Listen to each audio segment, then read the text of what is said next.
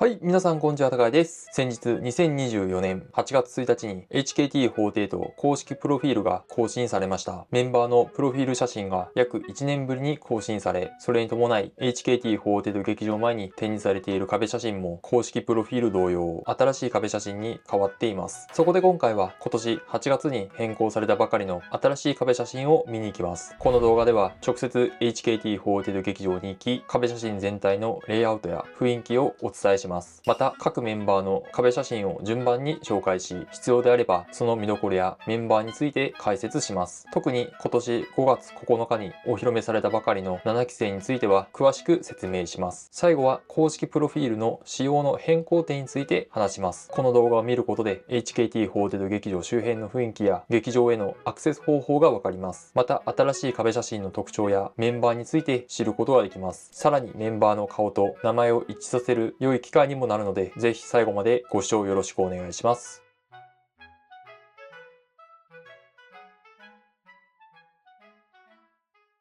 それではこの場所から HKT48 劇場に向かいます。現在僕がいる場所はマークイズ福岡モーチにつながる陸橋です。最寄り駅の東神町駅から徒歩10分程度の場所で、あの道を道なりに進むとここまでたどり着けます。ここから劇場までは徒歩5分程度です。HKT48 劇場へのアクセス方法は他の動画で詳しく解説しています。動画下の概要欄にリンクを貼っておくので、必要な人は参考にしてください。この場所から HKT48 劇場の文字が見えます。この道を直進すればすぐに劇場です。ちなみにこの場所は今から11年前に AKB48 のシングル曲恋するフォーチュンクッキーのミュージックビデオが撮影された場所です。2013年6月22日にファンから参加者を募った3800人のエキストラとともに、当時の HKT48 劇場があったホークスタンモールや福岡ヤフオクドーム周辺の道路を封鎖し撮影されました。当時の HKT48 メンバーも観覧に訪れ、劇場とともに全国的な知名度を得るきっかけとなった場所でもあります。ファンにとってこの場所は聖地の一つなので、劇場に行く際はぜひ足を運んでみてください。左手側には福岡ソフトバンクホークスの本拠地である PayPay ドームが見えます。正式名称はみずほ PayPay ドーム福岡ですが、数年の間で何度も名称が変わっているため、一般的には PayPay ドームと呼ばれることが多いです。PayPay ドームの両隣に隣接している施設はボスイーゾ福岡とマークイズ福岡ももちです。どちらも飲食店やアトラクション施設などが入っています。しかし劇場公演終了時刻によってはすでに営業時間が終了している店舗もあるので注意してください。ちなみにボスイーゾ福岡の壁面に見えるチューブ型のスライダーは実際に滑ることができます。建造物に付随したチューブ型スライダーとしては日本初らしいです。この場所に HKT48 劇場ができると分かった当時は、公演後にファンが滑って帰るだろうと言われていましたが、実際に滑って帰るファンはほとんどいないようです。僕も一度も滑ったことはありません。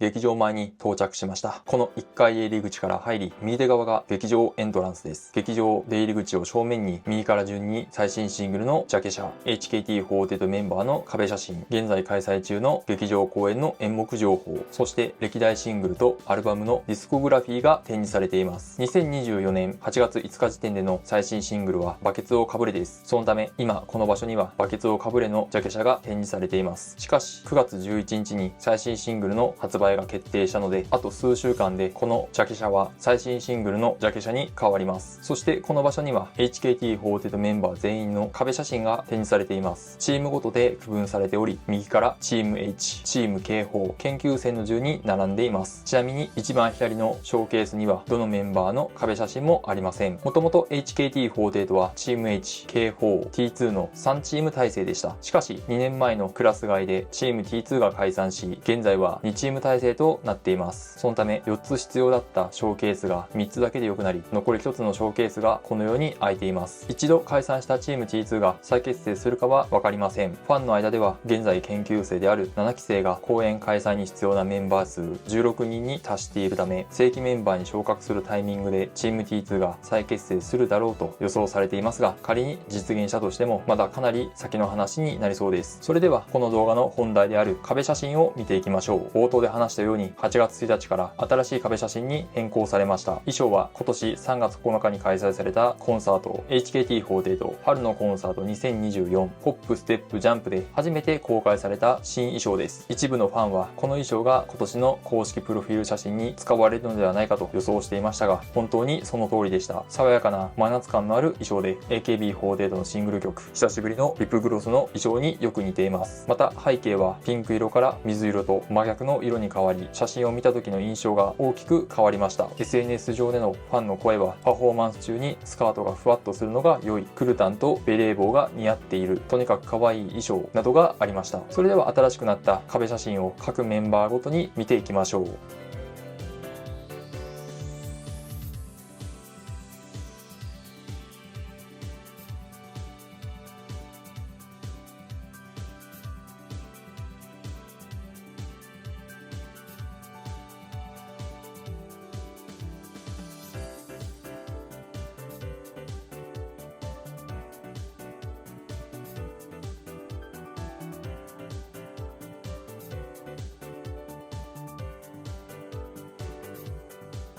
そしてこのショーケースには今年5月9日にお披露目されたばかりの7期生の壁写真が展示されています。順に青木ひな子ちゃん、石井彩音ちゃん、石川亜美優ちゃん、飯島リリアちゃん、江浦優香ちゃん、片平沙羅ちゃん、呉優奈ちゃん、堤風花ちゃん、鶴川なちちゃん、中野みなみちゃん、長野ララちゃん、松永ゆいちゃん、松本萌歌ちゃん、山川まりやちゃん、吉田芽衣ちゃん、竜頭彩音ちゃんの16人です。劇場公演はまだフル出演したことはなく、バックダンサーもありません。しかしチーム H 目撃者公演の前座ガールズには16人全員出演しています。公演デビューは8月11日に開催される7期研究生公演初日です。コンサートとハイタッチ会はすでに全員参加しています。その他イベントには一部のメンバーが参加し、先日8月3日の東京アイドルフェスティバル2024に石井彩音ちゃんと中野みなみちゃんが出演しました。また今年のフラワーガーデンコンテスト2024には石川亜美優ちゃんと松本萌歌ちゃんが参加し、2人の植えた花が PayPay ドーム外周に展示されています。10月まで展示されているので劇場に足を運んだついでに行ってみてください。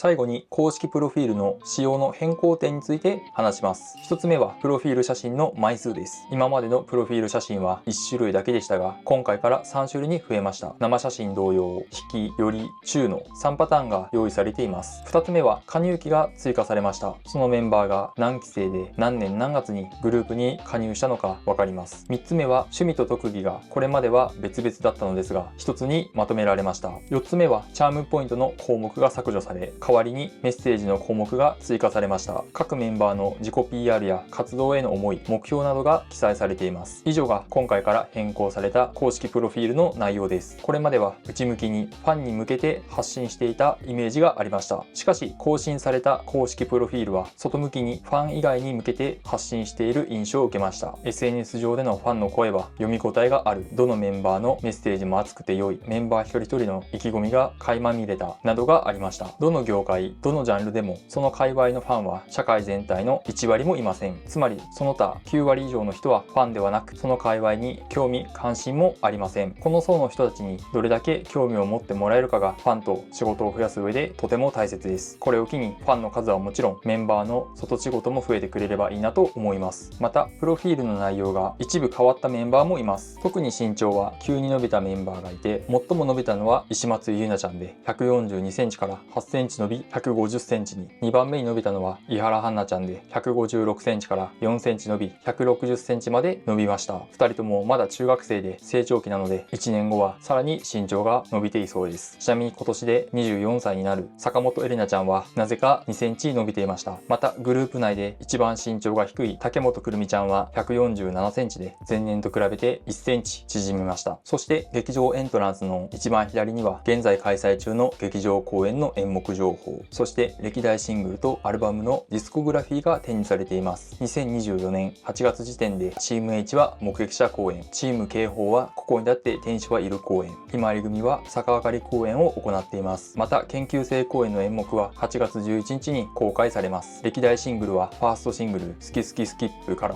17枚目シングルバケツをかぶれまで、アルバムはファーストアルバム092、セカンドアルバムアウトスタンディングが発売されています。18枚目シングルは2024年9月11日に発売が決定しました。 HKT48 の歴史がこの場所に詰まっており、初めて劇場に来た人はぜひ見てもらいたいです。今回は HKT48 劇場前の新しい壁写真を見てきました。皆さんもぜひ劇場に足を運び、劇場で新しくなった壁写真を見てみてください。公演当日はもちろん、休館日でもボスイゾ福岡の営業時間内であれば、いつでも見ることができます。また、これまでと大きく仕様が変わった公式プロフィールも合わせて確認すると、より詳しくメンバーについて知ることができると思います。この動画が良かったと思った方は、チャンネル登録、高評価、コメントよろしくお願いします。また、YouTube の検索欄に HKT48高谷と検索するとトップに僕のチャンネルが出てきます。そこからでもチャンネル登録と動画視聴ができます。ご視聴いただきありがとうございました。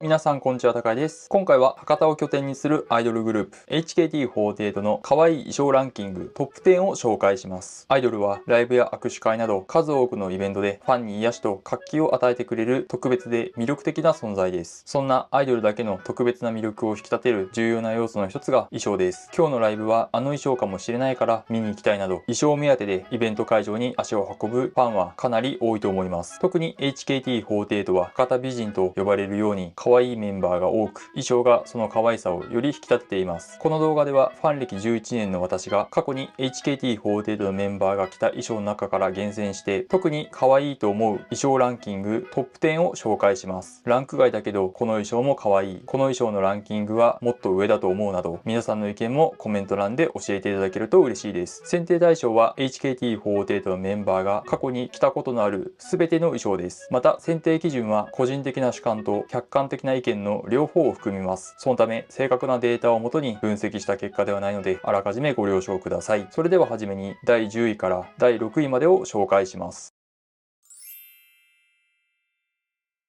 第10位は HKT48 16枚目シングルの表題曲「君はもっとできる」の衣装です。これまでの HKT48 にはなかった女の子らしいガーリーな衣装が第10位にランクインしました。胸元のリボンが特徴的で、袖などの細部にもこだわりを感じる衣装です。特にこの曲のセンターを務めた矢吹奈子ちゃんの天使のような笑顔に合った衣装はファンの心をつかみました。第9位は HKT48 ファーストシングル「好き好きスキップ」に収録されているカップリング曲「お願いバレンティン」の衣装です。48グループのファンであれば誰もが認める王道アイドル衣装が第9位にランクインしました。衣装全体をチョコレートで作ったような赤と茶色を基調としたドレス型の衣装です。衣装の一部は本物のチョコレート素材が使われており、他の部位も高級な素材で作られているためメンテナンスがかなり大変な衣装らしいです。10年以上前の衣装ですが、ベテランメンバーから若手メンバーまで誰が着ても可愛く、世代を超えてファンとメンバーどちらにも愛されています。第8位は2018年に開催されたコンサート「これが博多のやり方だ」のオープニング衣装です。清楚で可愛い制服衣装が第8位にランクインしました。上品なお嬢様風の女子高校生が通う女子高の制服のような衣装です。メンバーからの人気が高い衣装ですが、それ以上にファンからの人気が非常に高く、この衣装を1位にしても良いのではないかと意見が出てもおかしくないほど可愛い衣装です。 HKT48 を初期の頃から応援しているファンも同じ意見の人は多いと思います。しかし2020年以降はコンサートなどのイベントでこの衣装を着ているメンバーの姿を見ることはほぼなくなりました。いつの日かもう一度この衣装を見れる日が来ることを楽しみに待っています。第7位は公演曲であるシアターの女神の衣装です。チアガールをイメージした衣装が第7位にランクインしました。この衣装は赤色と黄色、青色の3色があり、ポップでカラフルなデザインが魅力です。また HKT48 のメンバーが過去に着たことのある衣装の中では珍しく、肌の露出が多い衣装なので好む人は意外と多いかもしれません。この衣装を見るためだけに公演を見に行っていた人もいると思います。2024年現時点ではシアターの女神公演は行われていないので、劇場でこの衣装を見ることはできません。コンサートなどで再度見れる日を楽しみにしています。第6位は HKT48 ファーストシングル「好き好きスキップ」に収録されているカップリング曲制服のバンビの衣装です。生まれたてでまだ幼いバンビをモチーフにした衣装が第6位にランクインしました。幼くまだ何も知らないバンビが成長していく様と初恋の女の子の恋愛模様を重ね合わせた曲であり、これらのイメージを的確に表現した衣装です。歴代の HKT48 の次世代メンバーたちがコンサートを中心に何度も着ている衣装です。お願いバレンティヌの衣装と同じく10年以上前から世代を超えてメンバーとファンから愛されています。以上で第10位から第6位までの紹介は終わりです。ここで簡単にこのチャンネルと僕自身について宣伝させてください。このチャンネルでは HKT48 を専門に動画投稿しています。劇場公演やコンサート、おしゃべり会などの現場実況や各イベントの参加方法、さらに月末に来月のイベント日程の紹介もしています。僕自身はファンを11年間続けており、YouTube に動画投稿を始めて2年が経ちます。HKT48 に関する知識やファンとしての経験はある程度はあるので、興味のある方はチャンネル登録よろしくお願いします。それでは残り第5位から第1位までを紹介します。第5位は HKT48 15枚目シングルの表題曲 B さんはなぜ亡くなるのかの衣装です。鮮やかで夏の海をイメージした衣装が第5位にランクインしました。各メンバーのイメージカラーに合った色がピンク、ブルー、グリーン、イエローの4色の中から選ばれた単色の衣装です。シンプルな色合いと爽快で疾走感のある衣装は真夏のビーチにぴったりです。また曲名が B さんはなぜ亡くなるのかなので足元にも自然と目が行きます。他の衣装では注目されづらい足元の靴も衣装の一つであると気づかされます。間違いなくこれから HKT48 を代表するサマーソング、そして衣装になりそうです。第4位は公演曲である恋愛禁止条例公演 JK 眠り姫君に会うたび恋をするの衣装です。チェック柄の可愛い制服衣装が第4位にランクインしました。この衣装は2022年に HKT48 チーム T2 が恋愛禁止条例公演を開催したことを機に新しく作られた新衣装です。そのため衣装には小さく HKT48 の文字が入っています。同じ制服衣装であるこれが博多のやり方だのオープニング衣装よりも女の子らしい可愛らしさに全振りした衣装です。HKT48 は48グループの中で唯一オリジナル公演がありません。つまり公演曲の衣装はほとんど他のグループから借りています。この衣装は HKT48 の公演曲の中で数少ないオリジナル衣装です。2024年現在は公演が終了しているので劇場でこの衣装を見ることはできませんが、コンサートなどで再び見れる日をとても楽しみにしています。第3位は HKT48 ファーストシングルの表題曲好き好きスキップの衣装です。 HKT48 の記念すべき初シングル曲の衣装が第3位にランクインしました。当時のメンバーの平均年齢15歳に合った幼く可愛らしい衣装です。さらに衣装についているフードが可愛さをより引き立てています。あまりにも幼く可愛らしい衣装なので大人メンバーは厳しいかもしれませんが、中学生高校生メンバーにはトップクラスに似合う衣装だと思います。この衣装を見るたびに HKT48 の原点を思い出します。これからもずっと愛され続ける衣装であってほしいです。第2位は公演曲であるここにだって天使はいる公演のオープニング衣装です。現在 HKT48 劇場で開催されている全公演の中で最も可愛いと言われている衣装が第2位にランクインしました。この衣装はメイド服をモチーフに作られ、頭と腰についているリボンが特徴的です。これまで紹介した衣装は全て丈の短いミニスカートですが、この衣装は膝まで丈のあるロングスカートです。そのためロングスカートの裾を振ったり振り向く時にスカートが広がるなど他の衣装にはないパフォーマンスから生まれる可愛さがこの衣装の大きな魅力です。衣装そのものが可愛いだけでなく、この衣装でないと見れない可愛さもあるため、今回のランキングでは第2位とさせていただきました。個人的にはこの衣装が HKT48 のメンバーが過去に着たことのある全ての衣装の中で最も可愛いと思います。2024年現時点ではここにだって天使を得る公演は HKT48 劇場で開催されています。2023年2月から始まった公演なので、しばらくの間この公演は続くと思います。興味のある方は劇場に足を運んでみてください。そして栄えある第1位は HKT48 セカンドアルバムアウトスタンディングに収録されている突然 Do Love Me の衣装です。グループ結成10年の説明に収録された突然 Do Love Me の衣装が第1位に輝きました。 HKT48 発足10周年を記念してお披露目時の白と黒を基調に作られた制服衣装の雰囲気を取り入れてデザインされた衣装です。セーラー服のような可愛さを出しつつ幼くなりすぎないように襟の色をおとなしい深緑色にすることで大人の女性の可愛さを表現できている衣装だと思います。さらに純白で高級感もあり清楚系アイドルを代表する衣装と呼んでも過言ではないほど清楚感あふれる衣装です。この清楚感が可愛さをより引き立てています。ファンからの評価も非常に高く全てのファンが可愛い衣装だと SNS や現場で言っているので、この突然 Do Love Me の衣装を今回のランキングでは1位とさせていただきました。この衣装は全てのファンとメンバーに愛され唯一無二の可愛さで他の衣装を圧倒しました。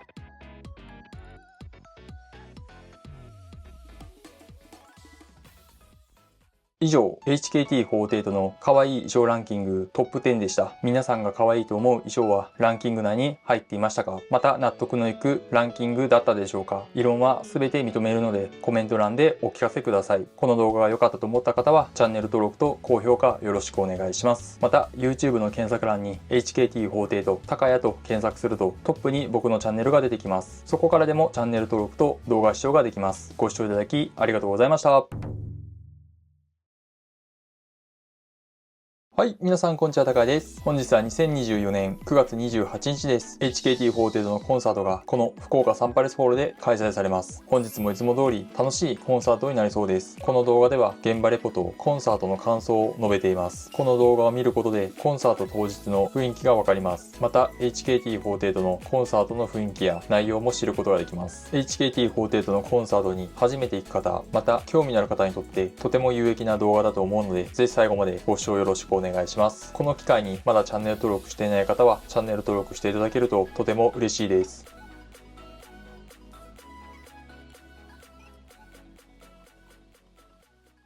はい、それでは話すべきことはある程度話したので、今から現場レポをしていこうと思います。現在僕がいるのは福岡サンパレスホールのすぐ近くです。隣には福岡国際センターがあります。画面の中央に見えているのが福岡国際センターです。この会場では主に握手会を以前は行っていました。また2021年には HKT48 だけのリクエストアワーもこの会場で行われました。昔はかなりこの会場にお世話になることが多かったのですが、最近は正直ほとんどこの会場は HKT48 は使っていません。代わりによく使うようになったのはその隣にある福岡サンパレスホールです。この会場はホテルと隣接しているので、このホテルに泊まって本日のコンサートを楽しむファンの人も多いのではないでしょうか。会場の目の前に来たんですけど、ほとんどファンの人はいません。いつもであればあの辺りから画面左側に下ってきて、そこから奥側とこちら側に駐車場がありますけど、その方面に列が連なり待機列ができます。しかしご覧のように本日は待機列がほとんどありません。今回のコンサートは特別に会場の2時間前に会場内で7期生のゲームブースが開催されています。10時から開催されており、現在時刻は11時2分です。イベント開始からすでに1時間経っており、残り1時間もせずにコンサートが始まります。そのため会場の外にはほとんどファンの人はいません。この辺りさすがは運営側はうまくやったなといった感じですね。いつもであればそれ相応の人だかりができるので、隣の福岡国際センターの敷地内に入り込んでしまったりとかして、なかなかスタッフさんが入場整理をするのが非常に大変だったりするんですけど、コンサートの前に一つイベントを会場内に入れることによってコンサート当日の会場周辺への人だかりをかなり抑えることができています。ファンの方にイベントを楽しんでもらうという主な目的はもちろんですが、その裏の目的として会場周辺に迷惑がかからないように配慮したというのも、これは運営側は考えたのかなと思います。本日のコンサートについては詳細はコンサート終わった後に話をしますが、コンサートのタイトルは学園祭ということなので、そのタイトルにちなんだ内容でコンサートが進んでいくと思います。ちなみに学園祭の実行委員長は渋井美奈ちゃんが担当するようです。僕の座席番号は1階席の14列31番です。福岡サンパレスホールは1階席から3階席まであり、基本的には1階席が当たれば当たり席だと思ってもらって大丈夫です。正直2階席、特に3階席になるとかなりステージから遠くなってしまうので、いい席とは言えないんですけど、しかしその分1階席が当たればステージからはそこまで遠くは感じないので、十分近い距離からコンサートを楽しむことができます。さて、そろそろイベント開始時刻が迫ってきました。残り25分ほどでコンサート前の7期生のゲームブースが終了し、12時からはコンサートが始まります。本日のコンサートは他のコンサートと比べて非常に早い時間帯から開催されます。その分夜コンサートの開始時間も前倒しなり早くなっています。おそらくまだ若いメンバーが多いので、時間の都合により出演できないメンバーを減らすためだと思われます。我々ファンからしても明日の予定など様々な時間的な都合がある人が多いと思うので、早い時間帯にコンサートが始まるのはいいことかなと思います。それでは時間なのでゲームブースとコンサートを楽しんでいきます。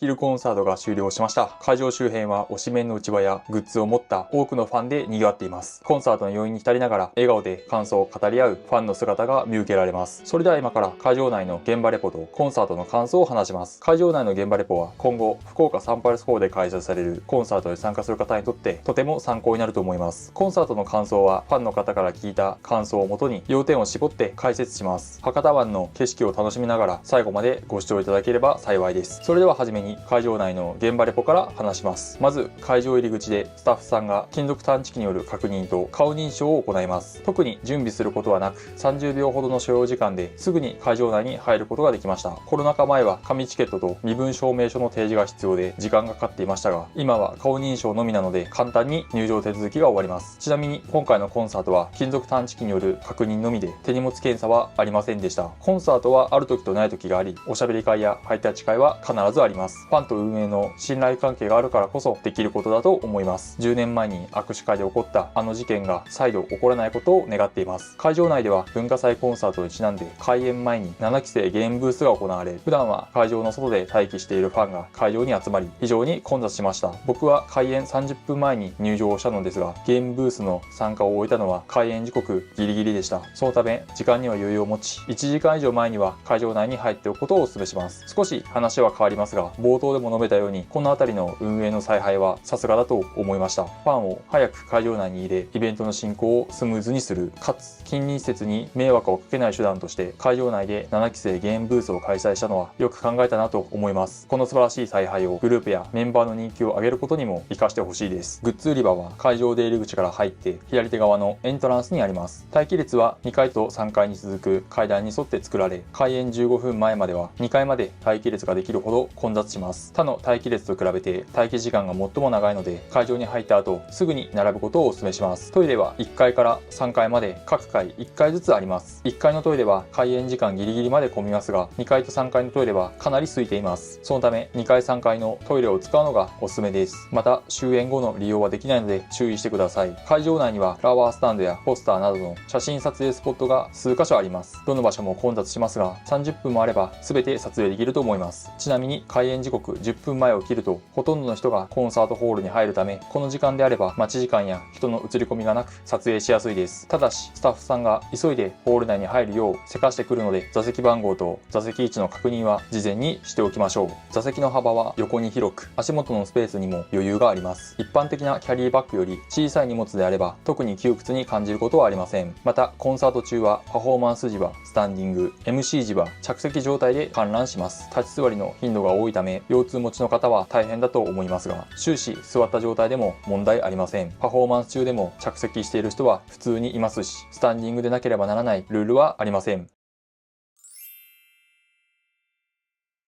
次は昼コンサートの感想について話します。今回のコンサートは初めて17ライブで無料配信されました。ここ近年はニコニコ生放送で有料配信されていたので、17ライブでそれも無料配信は初めての試みです。17ライブの視聴者は年齢層が10歳から70歳と広く、国外からの視聴者が多い、男女比が1対1であるなど視聴者属性が幅広いため、多くの視聴者に今の HKT48 を見てもらいたい意図があると考えられます。2020年に HKT48 の運営会社が変わって以来、長い間守りに徹してきた運営陣ですが、今回は珍しく攻めの姿勢を感じました。タイトルが文化祭ということもあり、前半の文化祭パートを中心に見どころが数多くありました。石橋いぶきちゃんと渋井美奈ちゃんの漫才や、市村愛理ちゃん、栗原さえちゃん、栗山里奈ちゃん、最上奈々香ちゃん、森崎さやちゃん、石井彩音ちゃんの6人のミスコン。特に栗山里奈ちゃんはパフォーマンスと MC どちらも自分にしか作れない見せ場をしっかり作っていました。生野里奈ちゃん、石松優奈ちゃん、井原杏奈ちゃん、安井ひなちゃんの6期生年少メンバーと、石川亜美優ちゃん、飯島リリアちゃん、江浦優香ちゃん、呉優奈ちゃん、鶴川なちちゃん、長野ララちゃん、竜とやねちゃんの7期生年少メンバーによる博多吸血鬼の鏡を使った演出は非常に完成度が高かったです。演出に使った鏡はカルテットと呼ばれている生野里奈ちゃん、石松優奈ちゃん、井原杏奈ちゃん、安井ひなちゃんの4人が作ったらしいです。豊永明ちゃんと柳瀬玲也ちゃんによるプライオリティはダンス、楽曲、パフォーマンスの3つがうまくはまり、2人の個性を十分に表現できていました。伊沢美優ちゃん、大張咲ちゃん、坂本里乃ちゃん、地藤恵姉ちゃんの4人は天文部の事情を披露。チーム対決ダンスコンテストでの江口ココアちゃんと福井カレンちゃんのペアダンスは圧巻でした。中盤は18枚目シングル僕はやっと君を心配できるに収録されているチーム楽曲ロンリーサブウェイ最強アイドルよろしくを初披露しました。後半はコンサートの定番曲が続き、 HKT48 らしい熱くて楽しいコンサートでした。そしてアンコール前の MC では新チームK4のキャプテン今村まりあちゃんがメンバーを代表して締めの挨拶を行いました。グループ加入時は11歳で身長は129センチだったまりあちゃんも今では大人になり立派なキャプテンになりました。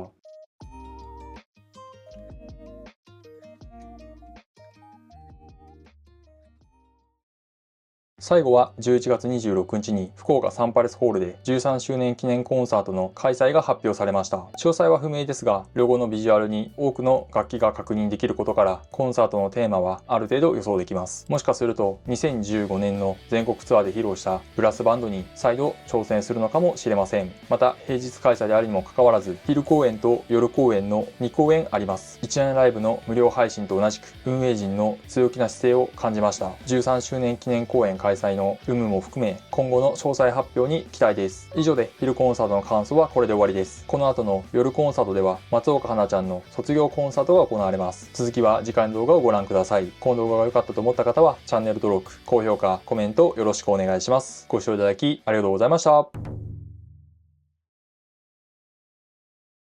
はい、皆さんこんにちは、たかです。本日は2024年11月23日です。今回は HKT48 劇場で開催される5期生脳内パラダイス公演を見に行きます。今から6年前、当時研究生だった5期生が行っていた脳内パラダイス公演が本日一夜限りで復活します。5期生にとっては成長の軌跡をファンと共に刻んできた特別な公演です。あの頃からずっと応援してきた人も最近興味を持った人も今日は5期生の成長や魅力を存分に感じられる貴重な公演になると思います。果たして約6年のの時を経てどんな進化を遂げているのか、そして当時の思い出がどう蘇るのか、とても楽しみです。この動画では5期生のデビューから現在に至るまでの歴史、5期生メンバーの紹介、現場レポ、公演の感想などを述べています。これまでの5期生の活動や劇場の雰囲気、そして1回限りの脳内パラダイス公演の感想をしっかりとお伝えしていくので、ぜひ最後までご視聴よろしくお願いします。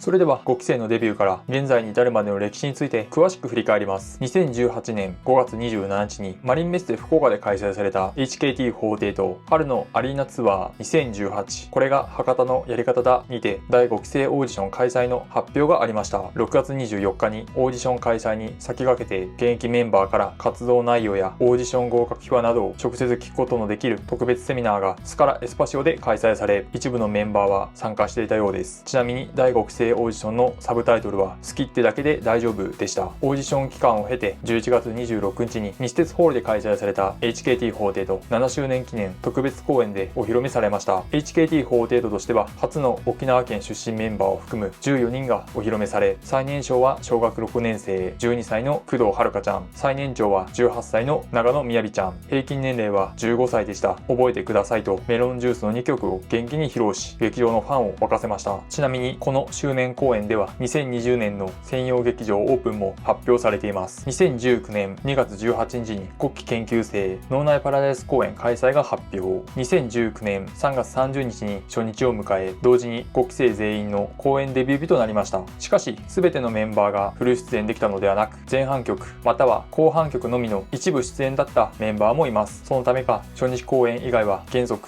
12人で公演を行っていました。6月28日から7月7日の期間中、ショールーム×ポップティーン紙面掲載券争奪イベントが開催されました。対象メンバーはお披露目から1年未満の AKB48 姉妹グループのメンバーで5期生も参加しています。結果は残念でしたが、このイベントは市村愛理ちゃんがショールーム毎日配信を始めるきっかけとなったイベントであり、今では5年以上も毎日配信を継続しています。2020年2月23日に竹本くるみちゃんの生誕祭が行われ、この公演がコロナ禍前の最後の脳内パラダイス公演でした。以後2021年1月26日までの約1年間公演ができない日々が続きます。9月8日にショールーム配信にて工藤遥ちゃんが卒業を発表。10月12日に卒業配信番組はるちゃんを送る会をニコニコ生放送と YouTube ライブで生放送し、同日をもって HKT48 としての活動を終了しました。2021年1月26日に無観客で脳内パラダイス公演が再開。2月20日から HKT48 劇団始めますの上映を開始。この演劇は HKT48 のメンバーがそれぞれ挑戦したいキャスト、スタッフに立候補、企画、プロデュース、演出、出演、音響、美術、主題歌などオンライン演劇に関わる全てを自分たちで作ることをコンセプトに企画されました。5期生は衣装や音響を中心に様々な役割で活躍しました。3月1日に約1年ぶりに有観客で脳内パラダイス公演を開催。この公演で小川さなちゃんが卒業発表しました。5期生の卒業発表は昨年9月の工藤遥ちゃん以来2人目です。工藤遥ちゃんはショールーム配信で卒業発表したため、今回が初めてステージ上で直接見る同期の卒業発表でした。3月22日に卒業公演が行われ、アンコール後に栗山里奈ちゃんと田中陽ちゃんと共にハート型ウイルスを披露。最後は一人一人と顔を合わせ涙ながら草原の奇跡を披露しました。3月31日に HKT48 公式 Twitter で博多七色公演終了とチーム公演の再開に合わせて上島楓ちゃん、水上りみかちゃん、石橋いぶきちゃん、竹本くるみちゃん4人の正規メンバーへの昇格発表がありました。上島楓ちゃんと水上りみかちゃんはチーム H、石橋いぶきちゃんと竹本くるみちゃんはチーム K4 に昇格。脳内パラダイス公演への出演は4月8日まで、以後は各チーム公演に出演しています。同時に脳内パラダイス公演はこの日をもって一時休演し、12月末までの8ヶ月間行われていません。2021年7月24日に福岡国際センターで開催された HKT48 リクエストアワーセットリストベスト50 2021 2021では5期生楽曲真っ赤なアンブレラが第1位に選ばれました。当時一番後輩だった5期生の楽曲が1位に選ばれ、これからの HKT48 の明るい未来を感じました。11月6日の博多七色公演で上島楓ちゃんが卒業発表、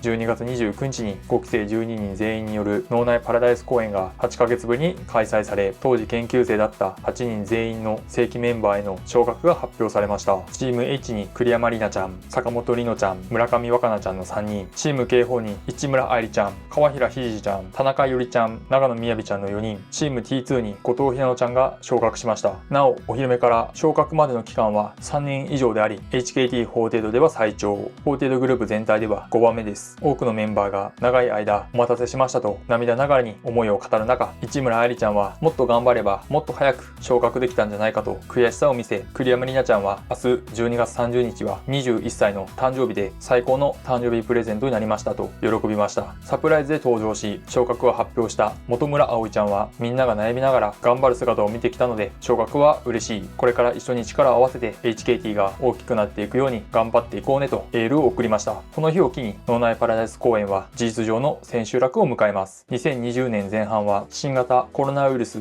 感染者数の状況を考慮し、ほとんどのチーム公演が中止、代わりに博多七色公演が再開しました。中旬頃からチーム公演が再開し、昇格したチームでの本格的な活動が始まりました。ちなみに僕が YouTube を始めたのはちょうどこの時期です。10月16日に幕張メッセで開催された HKT48 11周年記念ライブ2022未来へのメッセージにてクラス替えが発表されました。各チームのメンバーが再編成され、所属チームは石橋ぶきちゃん、市村愛理ちゃん、川平ひじりちゃん、坂本里乃ちゃんはチーム H、栗山里奈ちゃん、後藤ひなのちゃん、竹本くるみちゃん、田中よりちゃん、長野みやびちゃん、村上若菜ちゃんはチーム K4 です。石橋ぶきちゃん、市村愛理ちゃん、川平ひじりちゃん、栗山里奈ちゃん、後藤ひなのちゃんの5人はチームが変わり、特に石橋ぶきちゃん以外の4人は昇格後のチームで活動したのはわずか1年ほどでした。2023年2月から新チーム体制がスタートし、現在の体制にこの年はコレアモテンバイ3やシャーシー彼女などの舞台に多くの5期生が出演しました。1月19日に村上若菜ちゃん、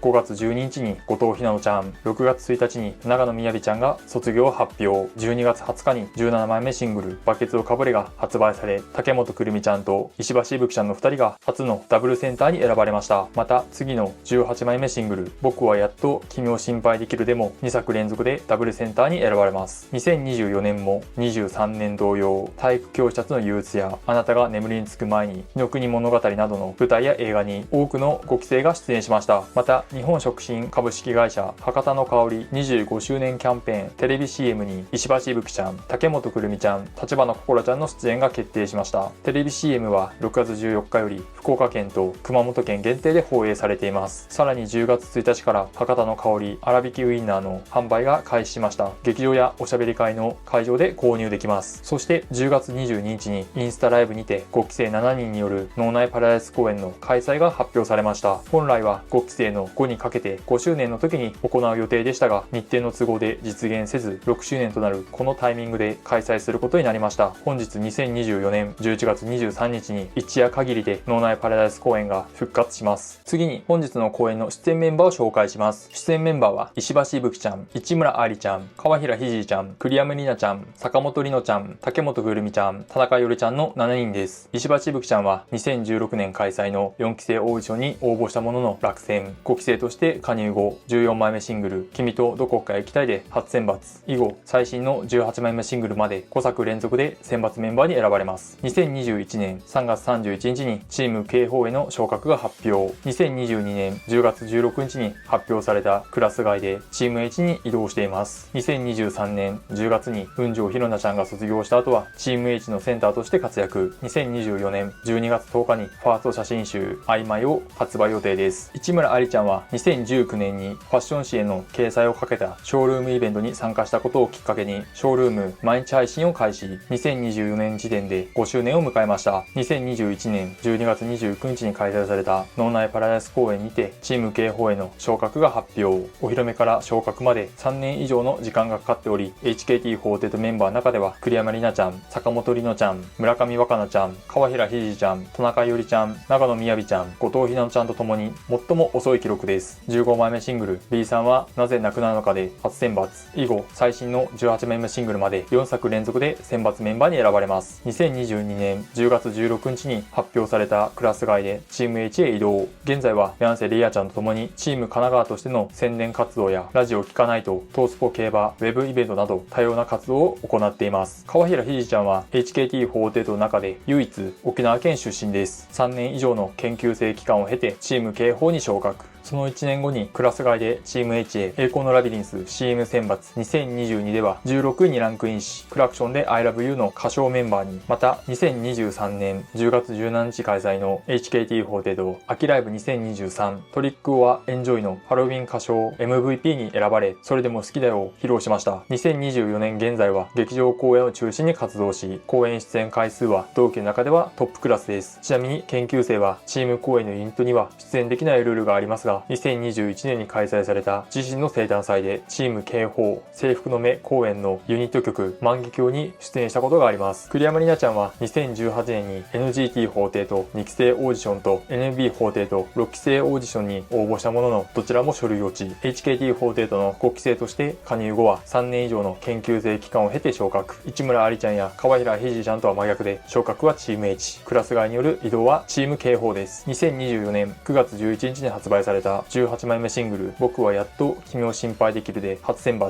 お披露目から5年と10ヶ月を経て初めて選抜メンバーに選ばれました。これによりお披露目から選抜入りまでの期間が最も長かった伊藤ゆれちゃんの5年と9ヶ月の記録を更新しました。最近はスポーツオブハートへの出演や大分のプロサッカーチーム大分トリニータの宣伝部に就任するなど、地元大分での活動の機会も増えています。坂本里乃ちゃんは3年以上の研究生期間を経てチーム H に昇格。現在は HKT48 のラジオ聞かないとのパーソナリティとしても活動しています。ちなみにこの番組は2012年4月8日から放送を開始し、 HKT48 のレギュラー番組の中では最も長く続いている番組です。竹本くるみちゃんは石橋いぶきちゃんと同じく2016年開催の4期生オーディションに応募したものの落選。5期生として加入後約1年後に開催された HKT48 九州7県ツアーあの支配人からの卒業ツアーファイナルで新ユニットリットチャームのメンバーとしてハウカム、ハチノスダンスの2曲を初披露しました。翌年2020年1月12日から HKT48 劇場でリットチャーミーティング公演を開始。2023年7月13日の千秋楽まで出演しました。14枚目シングル君とどこかへ行きたいで初選抜。以後最新の18枚目シングルまで5作連続で選抜メンバーに選ばれます。2021年3月31日にチーム警報への昇格が発表。2022年10月16日に発表されたクラス替えでも移動はなくチーム警報として活動を続けます。最近は17枚目シングルと18枚目シングル2作連続でダブルセンターの一人に選ばれ、同じくセンターの石橋いぶきちゃんと共にグループの顔として新聞や雑誌などのメディアを中心に活躍しています。田中よりちゃんは竹本くるみちゃんや石橋いぶきちゃんと同じく2016年開催の4期生オーディションに応募したものの落選。ちなみに3次審査で自分の隣の隣にいたのは合格した地頭へ姉ちゃんだったようです。5期生として加入後3年以上の研究生期間を経て昇格。最近は地元熊本で活動する機会が増え、熊本で放送されている HKT48 チーム熊本よかもんメッケ隊に出演。さらに今年秋に放送される熊本市益城町を舞台としたふるさと映画日の国物語にも出演します。また熊本市が実施する熊本水検定3級に合格するなど、今後も地元熊本での活躍が期待できそうです。そして卒業メンバーは今回の公演には出演しませんが、良い機会なので簡単に紹介します。小川さなちゃんは佐賀県出身メンバーを集めたサガーズの一人として地元ラジオ局のレギュラー番組に出演。オンライン演劇 HKT48 劇団始めますでは劇団ミュンミツの宣伝広報を担当。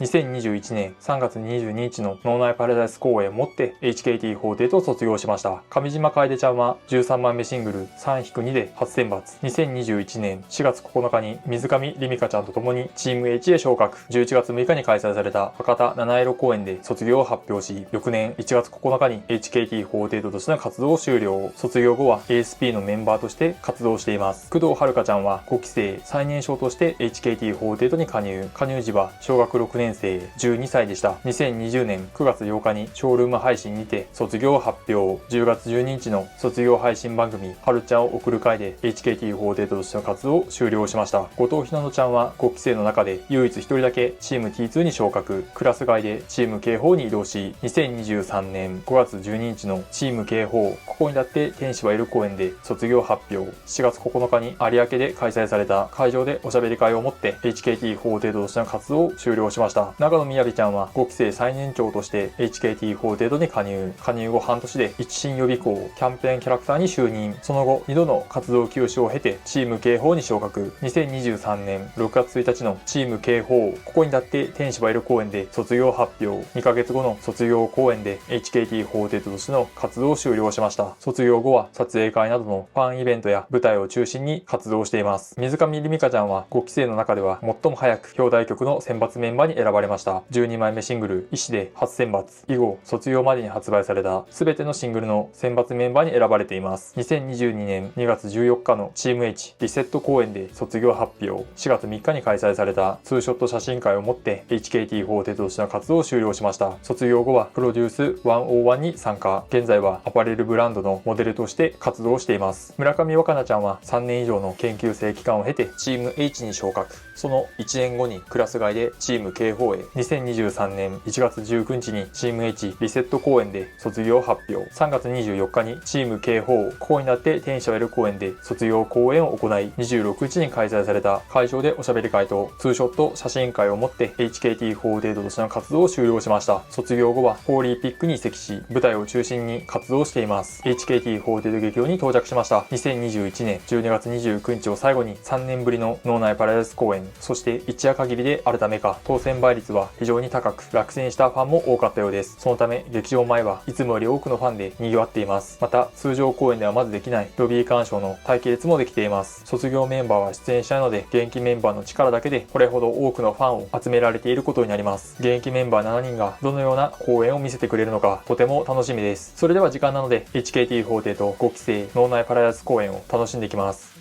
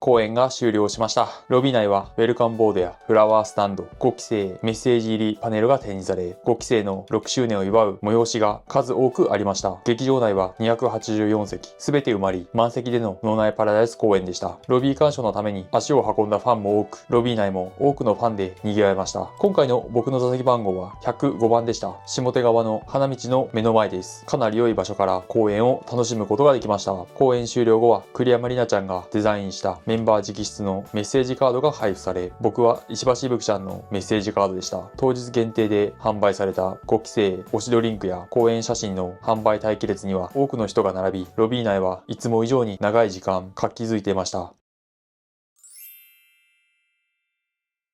それでは今からセットリストをもとに本日の公演を振り返ります。公演前の影アナウンスは5期生全員で行いました。ステージ裏からエンジンの声が聞こえ、オーバーチュアが流れた後に公演が始まりました。オープニング曲は友よを披露。脳内パラダイスのイントロを川平ひじちゃんがつなぎ、この勢いで前半3曲が終了しました。自己紹介 MC のお題は今日の意気込みでした。石橋いぶきちゃんはとにかく楽しむ。田中いおりちゃんは最高の一日にしたい。竹本くるみちゃんは昔の私たちにこれだけ成長しよって胸を張れるように頑張る。栗山里奈ちゃんは大人になった私を見せたい。川平ひじちゃんは5期生の個性に注目してほしい。市村愛理ちゃんは初期の頃と同じく全力のパフォーマンスをしたい。坂本里乃ちゃんはこれからの曲も楽しむと話しました。また次のユニット曲の準備のため一人ずつ MC が終了した後に舞台裏にはけていく様子は少人数の公演らしくとても新鮮でした。ユニット曲は泣きながら微笑んでを石橋いぶきちゃん、マリアを竹本くるみちゃん、田中いおりちゃん、栗山里奈ちゃん、君はペガサスを川平ひひじいちゃん、市村愛理ちゃん、坂本里乃ちゃん、骨骨ワルツを石橋いぶきちゃん、竹本くるみちゃん、そしてくるくるパーは川平ひりちゃん、田中いおりちゃん、栗山里奈ちゃん、他のメンバーも曲の途中から参加し、7人全員で披露しました。終盤戦はクリスマスがいっぱい、シアターパイレーツ、片思いの卒業式を披露。アンコール終了後は花とちれ、バージンラブ、シンデレラは騙されないを披露し、最後の転がる石になればオールスタンディングで行われました。竹本くるみちゃんの煽りにより一体感が生まれ、劇場内は盛大に盛り上がりました。MC はリハーサル中のエピソードで盛り上がり、5期生楽曲真っ赤なアンブレラを披露。その後5期生の奇跡の VTR が流れ、お披露目時の映像や初めて脳内パラダイス公演を披露した時の未熟ながらも一生懸命な姿、そして聴覚発表時の映像などが次々と映し出されました。これらの VTR の中にはファンが懐かしく思うシーンが多く、歓喜の声が溢れるほどでした。ちなみにこの VTR は当選者には後日無料で配布されています。そして最後は一人ずつ今回の公演の感想を述べ、田中ゆりちゃんは今日は来てくださり DMM を見てくださった方ありがとうございます。奇跡の V でもあったみたいにがむしゃらに踊ることしかできなかった頃から見てくださっている方もいらっしゃったり、今日こうして思い出のある公演を一緒に過ごすことができてすごい嬉しかったなと思いますし、6年経って残った7人だから一緒に過ごせるのが嬉しいなと思うし、今日もこうして皆さんと新しいまた新たなノーパラの思い出ができてすごく幸せでした。今日はありがとうございました。栗山里奈ちゃんは今日は来てくださった皆さん、そして DMM でご覧になっている皆さん、本当にありがとうございます。本当は去年5周年の時にこの脳内パラダイス公演をしたいなっていう気持ちがあったんですけど、どうしても日程の関係でできなくなって、でもやっぱり諦められない気持ちがあったので、今回こうして6周年ということでこの脳内パラダイス公演を提案させていただいた時に、やっぱりもともと14人いたので卒業したメンバーも呼んでみたらどうかっていうもちろんあったんですけど、でもそれを伝えた時にスタッフの方々がでも今の HKT として頑張ってくれているのはこの7人だからっていうすごくありがたい言葉をいただいたので、今回は卒業生の力を借りずに私たち7人でノーパラをすることができました。まだまだ6年経ってももちろん未熟なところもありますので、7人で力を合わせてまだまだ頑張っていきたいなと思います。今日はありがとうございました。坂本里乃ちゃんは私は本当に今日が今までがすごく楽しくて、5期生が大好きだからこそこうやって作り上げたことも嬉しかったし、こうやって皆さんが脳内パラダイス公演するよって言ったらたくさんの方が集まってくださったのも嬉しかったし、あとスタッフの皆さんも結構頑張ってくださって、みんなのそれぞれの生誕祭をしたりとか昇格発表もこの公演でもあったりしたので、いっぱい思い出があったのですごく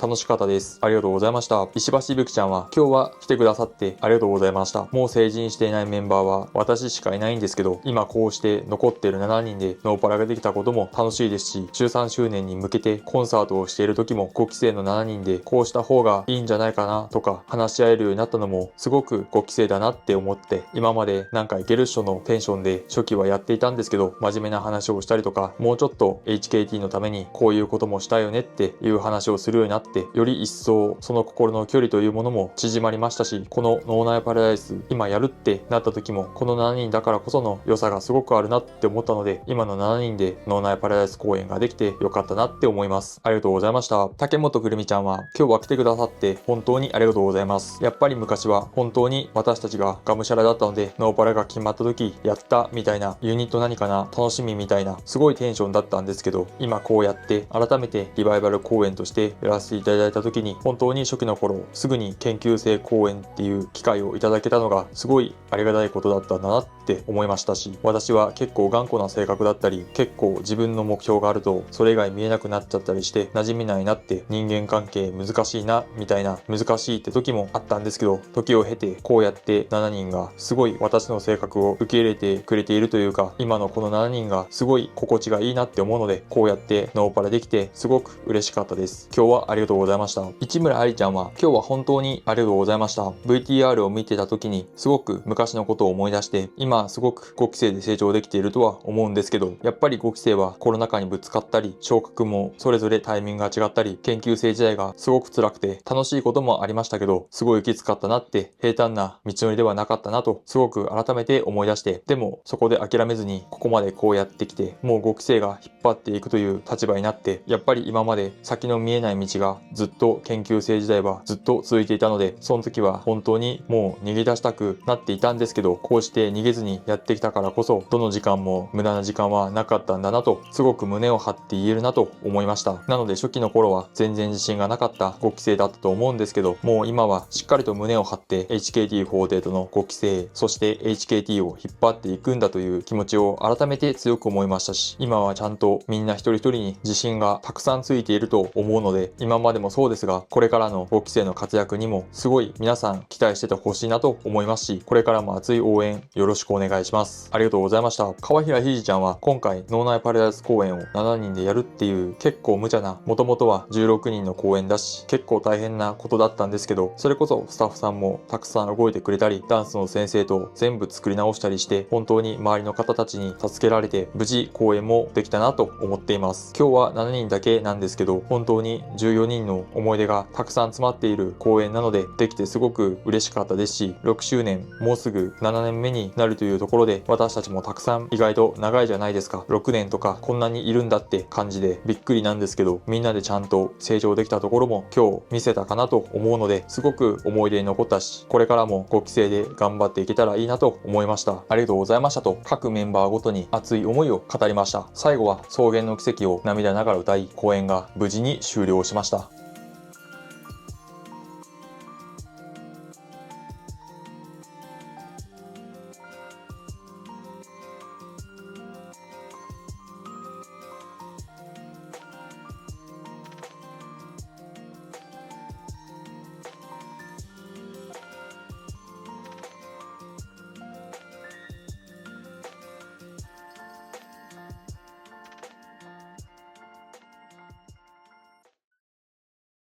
以上で本日の脳内パラダイス公演を振り返りました。2時間30分ほどの公演時間で研究生時代の3年間を全て思い出すことができた公演でした。5期生はこれまでの6年間の活動の中でコロナ禍で活動できなかった期間が約半分を占めるかなり不遇な期でした。しかしそんな恵まれない環境も5期生全員で力を合わせて乗り越えてきました。同期のメンバーは少なくなりましたが、現役で活動している7人は今では HKT48 を引っ張る中心的な立場となり、欠かすこともできない存在となりました。これからも5期生の活躍を期待しています。今回の脳内パラダイス公演は単なるリバイバル公演ではなく、現在の5期生の集大成としてファンの心に深く刻み込まれた公演でした。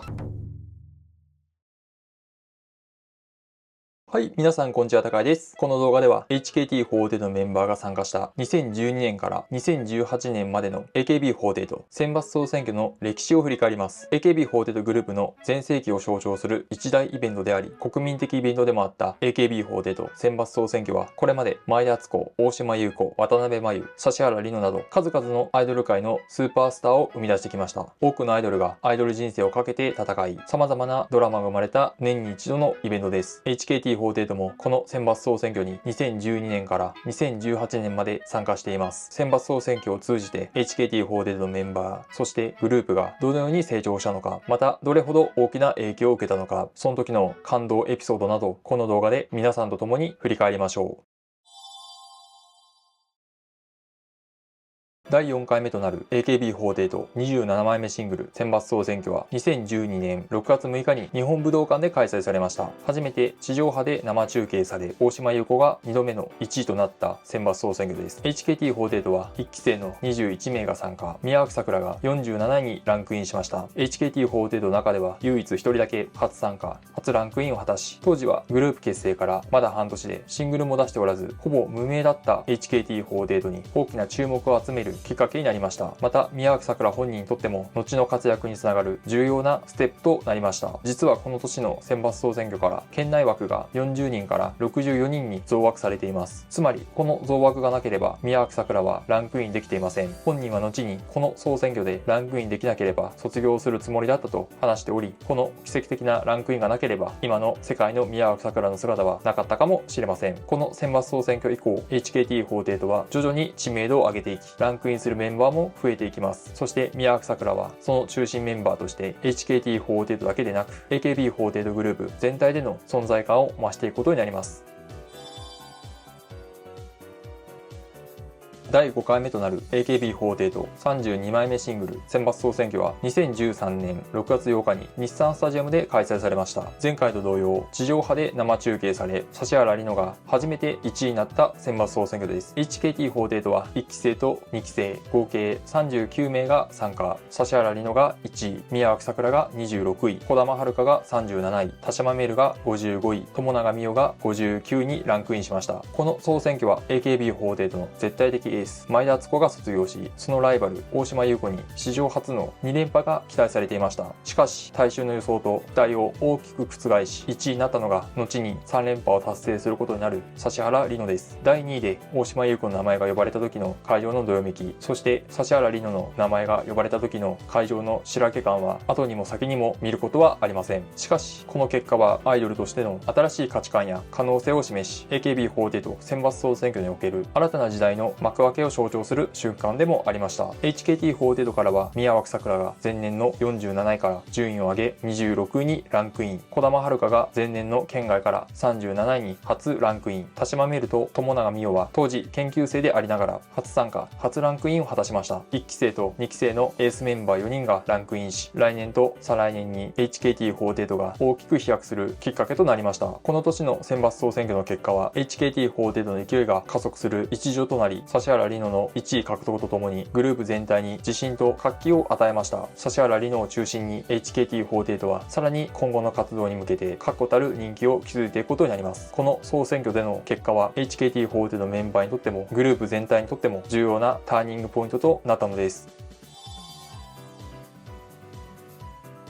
第6回目となる AKB48 37枚目シングル選抜総選挙は2014年6月7日に味の素スタジアムで開催されました。前月25日の握手会イベントで傷害事件が発生したことを受け、厳重な手荷物検査が行われ、さらに大雨の中開催された選抜総選挙です。この年は渡辺真由が指原莉乃を抑え初めて1位を獲得しました。 HKT48 は1期生から3期生、ドラフト1期生、兼任メンバー合計47名が参加。指原莉乃が2位、宮脇さくらが11位で初の選抜入り、児玉遥が21位、森安まどかが25位、友永美代が27位、田島メルが38位、穴井千尋が39位、太田愛花が42位、本村葵が48位、木本香音が50位、坂口莉子が60位、松岡夏美が64位、村重杏奈が67位、駒田寛香が79位にランクインしました。残念ながら指原莉乃の2連覇はなりませんでしたが、他のメンバーの活躍が凄まじく11人が初ランクインを果たしました。前年ランクインした宮脇さくら、児玉遥、友永美代、田島メルの4人も順当に順位を上げ、HKT48 は大きく飛躍した選抜総選挙となりました。埼玉スーパーアリーナでの単独コンサートや九州7県ツアーの成功がこの結果につながったと思います。また2013年に放送を開始した HKT48 のお出かけで新規ファンを獲得できたことも大きな要因です。この年の飛躍が2014年紅白歌合戦初出演と来年の選抜総選挙のさらなる躍進につながります。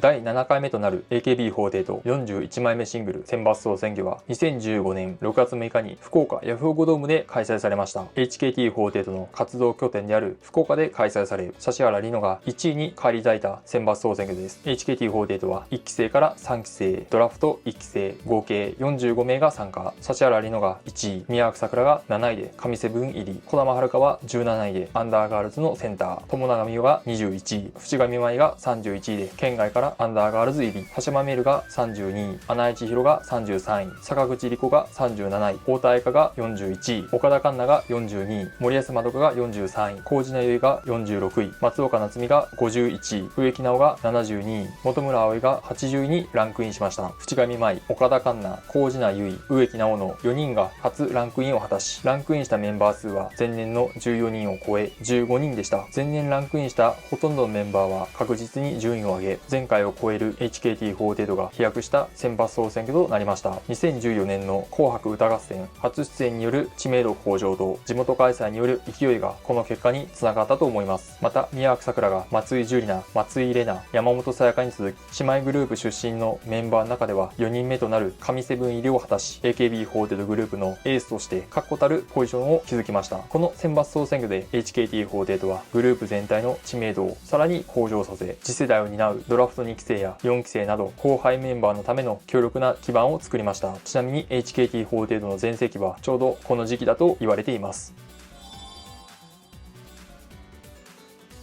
第8回目となる AKB48 45枚目シングル選抜総選挙は2016年6月18日にハードオフエコスタジアム新潟で開催されました。指原莉乃が史上初の2連覇を達成した選抜総選挙です。得票数は24万3011票で、後ろから読むと1位をサッシーにとなり大きな話題になりました。HKT48 は1期生から3期生、ドラフト1期生と2期生、合計42名が参加。指原莉乃が1位、宮脇さくらが6位、児玉遥が9位、友永美桜が23位、矢吹奈子が28位、本村葵が36位、淵上舞が40位、富吉飛鳥が42位、田島メルが43位、田中美久が45位、松岡夏実が46位、井上由里也が48位、森保まどかが50位、高地名結が53位、植木直が58位、坂口理子が59位、駒田博香が60位、秋吉優香が72位、村重杏奈が80位、田中夏実が89位、今田美奈が90位、下野由紀が98位にランクインしました。8人が初ランクインし、矢吹奈子と田中美久の2人は中学生で初ランクイン。他6人は1期生と2期生で、それぞれ4回目または5回目の総選挙で念願の初ランクインを果たしました。特に富吉飛鳥の名前が呼ばれた瞬間は会場が大きな歓声に包まれました。ランクインしたメンバー数は前年の15人を超え19人と過去最多でした。その一方、常連メンバーのほとんどが順位を落とし、今回の総選挙で初めて勢いが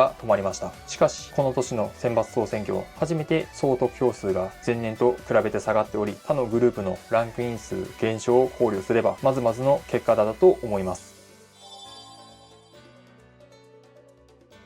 第9回目となる AKB48 49枚目シングル選抜総選挙は2017年6月17日に沖縄の豊見城市市立中央公民館で開催されました。当初は豊崎海浜公園、豊崎チュラサンビーチでの開催が予定されていましたが、台風の影響により会場が公民館に変更され、総選挙史上初めて無観客で実施されました。また某メンバーが総選挙のスピーチ中に結婚発表をしたことで、渡辺真由の卒業発表や指原莉乃の3連覇よりも話題になった選抜総選挙でもあります。 HKT48 は1期生から4期生、ドラフト1期生と2期生、合計46名が参加。指原莉乃が1位、宮脇さくらが4位、田中美久が28位、森保まどかが31位、淵上舞が34位、友永美桜が35位、矢吹奈子が37位、富吉飛鳥が38位、田島メルが40位、坂口理子が49位、田中夏実が50位、植木直が54位、松岡夏実が59位、本村葵が62位、豊永明が79位、松岡花が80位にランクインしました。初ランクインは豊永明と松岡花の2人です。豊永明は HKT48 の中では指原莉乃、宮脇さくら、田島メル、友永美桜の4人しかいない初参加で初ランクインを果たしました。松岡花は HKT48 のシングル最高回のセンターに選ばれ、今回が初めての選抜総選挙でした。速報では県外で生放送中に号泣していましたが、最終結果は80位で81位のメンバーとはわずか30票差でランクインしました。総得票数は過去最多でしたが、80位以内にランクインしたメンバー数は前年の19人を下回り16人でした。また順位もほとんどのメンバーは前年とあまり変わらず、指原莉乃の3連覇と宮脇さくらの4位以外はパッとしない結果で終わりました。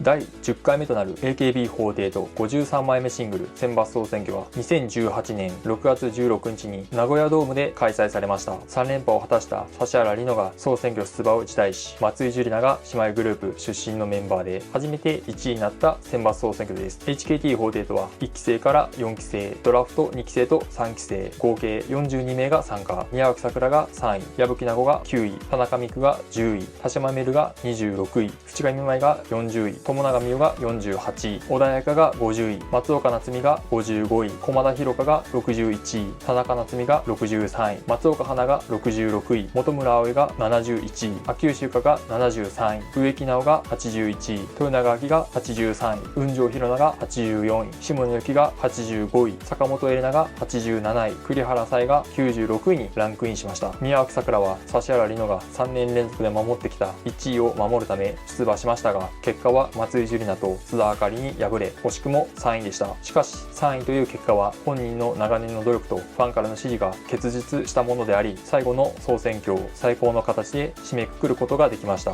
指原莉乃の意思を継ぎ1位を狙いに行った姿勢は多くのファンに感動を与えました。得票数は自己最多の14万1106票を獲得し、初参加から一度も順位を落とすことなく、最後の選抜総選挙を優秀の美で飾りました。また矢吹奈子と田中美久は初めて選抜に入り、選抜総選挙で HKT48 の次世代を担うメンバーとしての大きな注目を集めました。2回目の参加となる4期生も奮闘し、小田彩香と雲上ひろなの2人が初ランクインを果たしました。4期生は総選挙に強いメンバーが多かったと思うので、来年以降も選抜総選挙が続いていれば選抜を狙えるほど順位を上げていたかもしれません。ランクイン常連メンバーも順当な順位で最後の選抜総選挙を終えました。最後に余談ですが、総得票数は過去最多の383万6652票でした。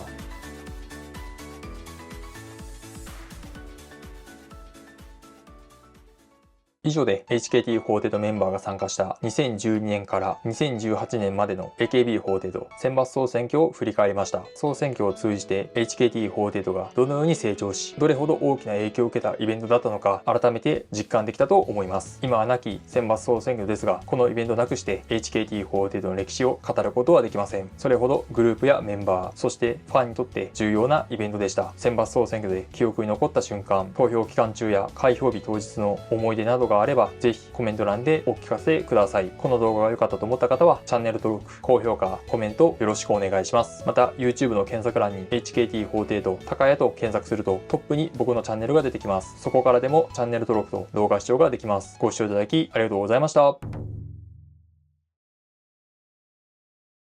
はい、皆さんこんにちは、高です。本日は2024年10月18日です。HKT48 劇場で開催されるチーム H 目撃者公演を見るために劇場に来ています。そして今回は当日券を購入して公演を見に行きます。この動画では立ち見席にならないのか、一時募集や二次募集との違い、当日券はどんな時に出るなど、当日券に関して視聴者さんが気になっている点を解説します。この動画を見ることで当日券についての皆さんの疑問が解決します。公式からは公開されていない情報ばかりなので見落とさないようにぜひ最後までご視聴よろしくお願いします。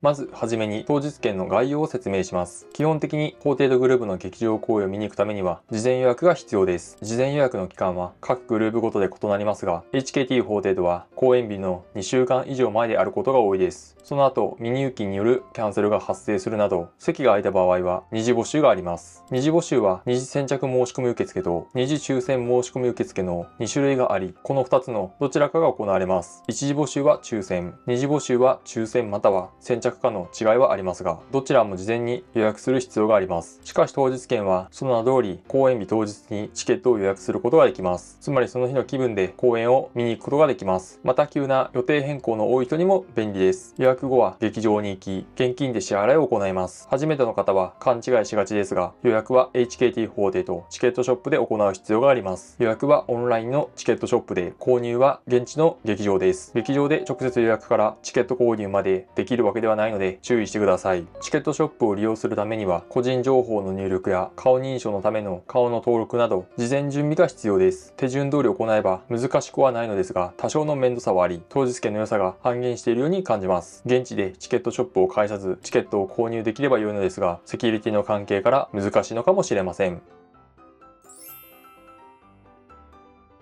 次は当日券を購入した際の座席番号は何倍なのか検証します。視聴者さんが最も気になるのは座席番号が後ろすぎて立ち見席にならないかだと思うので、今回はその確率が最も高い公演開始時刻ギリギリに当日券を予約します。ちなみに座席番号は一次募集、二次募集、当日券の順に大きくなり、この順に座席位置も後ろになります。そして当日券は予約が遅いほど後ろの座席番号になります。最も遅く当日券を予約した時の座席番号は何倍になるのか、そしてどのくらい後ろの席になるのか、この検証である程度わかると思います。なお、この検証は一番当選倍率が低いであろう平日の通常公演で行っています。そのため祝日または特別公演ではさらに座席番号が後ろになる可能性があります。それでは検証を始めます。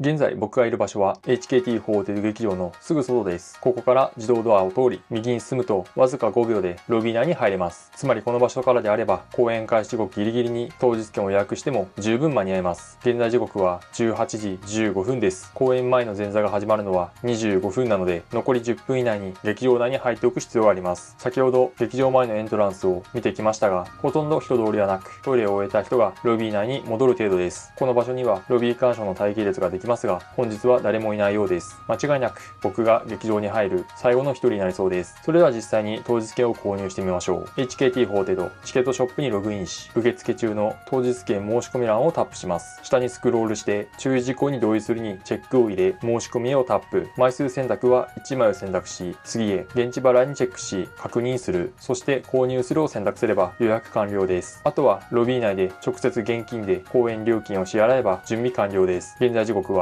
18時19分です。公演開始6分前なのですぐに影穴が始まります。座席番号や座席位置などの詳細は公演が終わった後に話をします。それでは大至急劇場内に入り、公演を楽しんでいきます。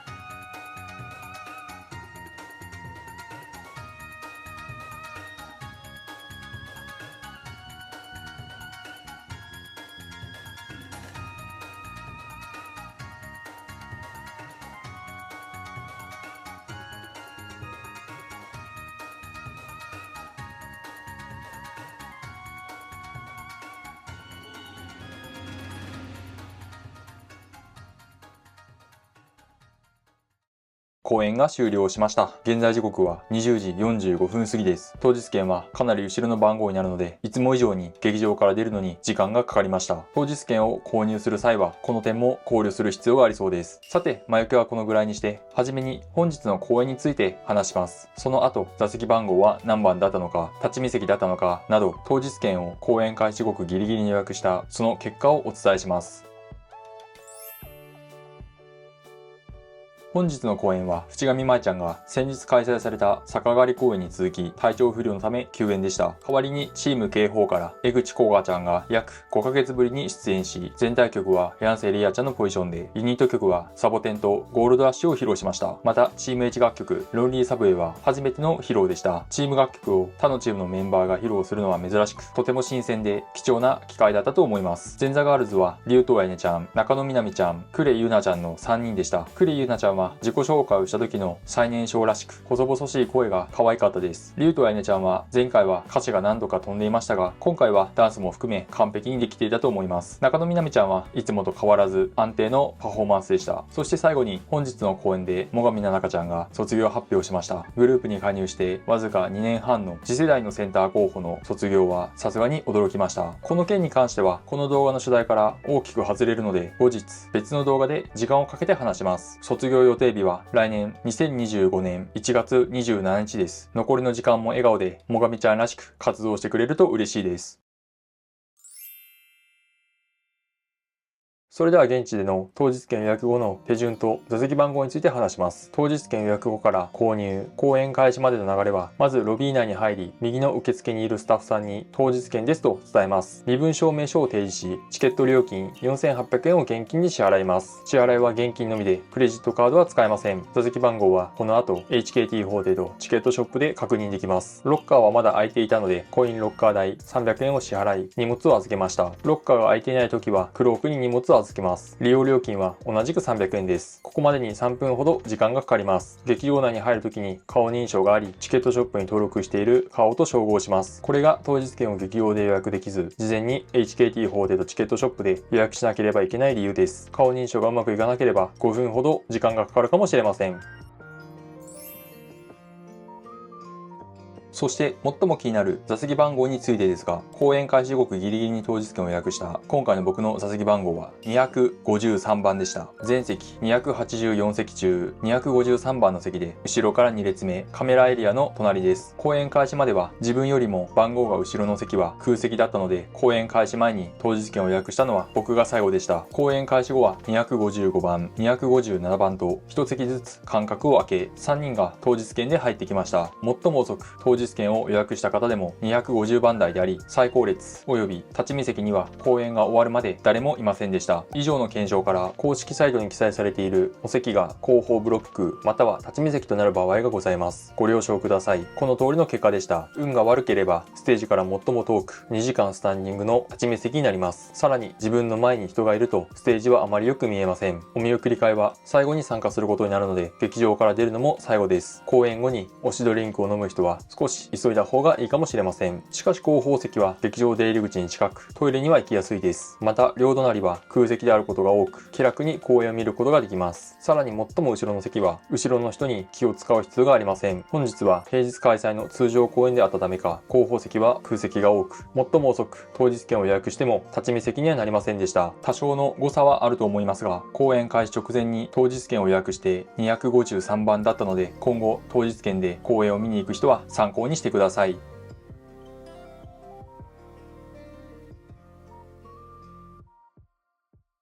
今回は当日券で HKT48 の劇場公演を見に行きました。公演当日に購入できる便利さや後方から気を使うことなく気楽に公演を見れるなど良いところも数多くありました。お見送り会は最後に参加するので鍵締め感があり、一部のファンは嬉しいかもしれません。一方で確実に後方席または立ち見席になるので、ステージからの距離は遠く決して良い席とは言えません。また劇場内での現金支払いが必要など一時募集や二次募集にはない手間もあります。今回の僕のようにあえて当日券を利用するメリットはないと思います。可能な限り一時募集で申し込みをして必要な時だけ当日券を使うのが良いと思います。この動画が良かったと思った方はチャンネル登録、高評価、コメントよろしくお願いします。また YouTube の検索欄に HKT48 高谷と検索するとトップに僕のチャンネルが出てきます。そこからでもチャンネル登録と動画視聴ができます。ご視聴いただきありがとうございました。はい、皆さんこんにちは、高谷です。本日は2024年9月28日です。HKT48 松岡花卒業コンサートがこの福岡サンパレスホールで開催されます。4月7日に福岡市民会館で開催された夜コンサートで卒業発表して、あれから約半年後の今日、ついに卒業の日がやってきました。ファンにとっては少し寂しい気持ちもありますが、本日はその時間を惜しむだけでなく、花ちゃんが HKT48 で過ごした日々を振り返り、グループからの卒業を笑顔で送り出すための日です。これまで多くのファンにたくさんの元気と笑顔を届けてくれました。本日はどのような卒業コンサートになるのかとても楽しみです。この動画ではグループ加入前から卒業までの経歴、特に印象的だったエピソード、現場レポ、卒業コンサートの感想などを述べています。この動画を見ることで卒業コンサートや花ちゃんとの思い出を振り返ることができます。かなり内容の濃い長い動画になると思いますが、最後までご視聴よろしくお願いします。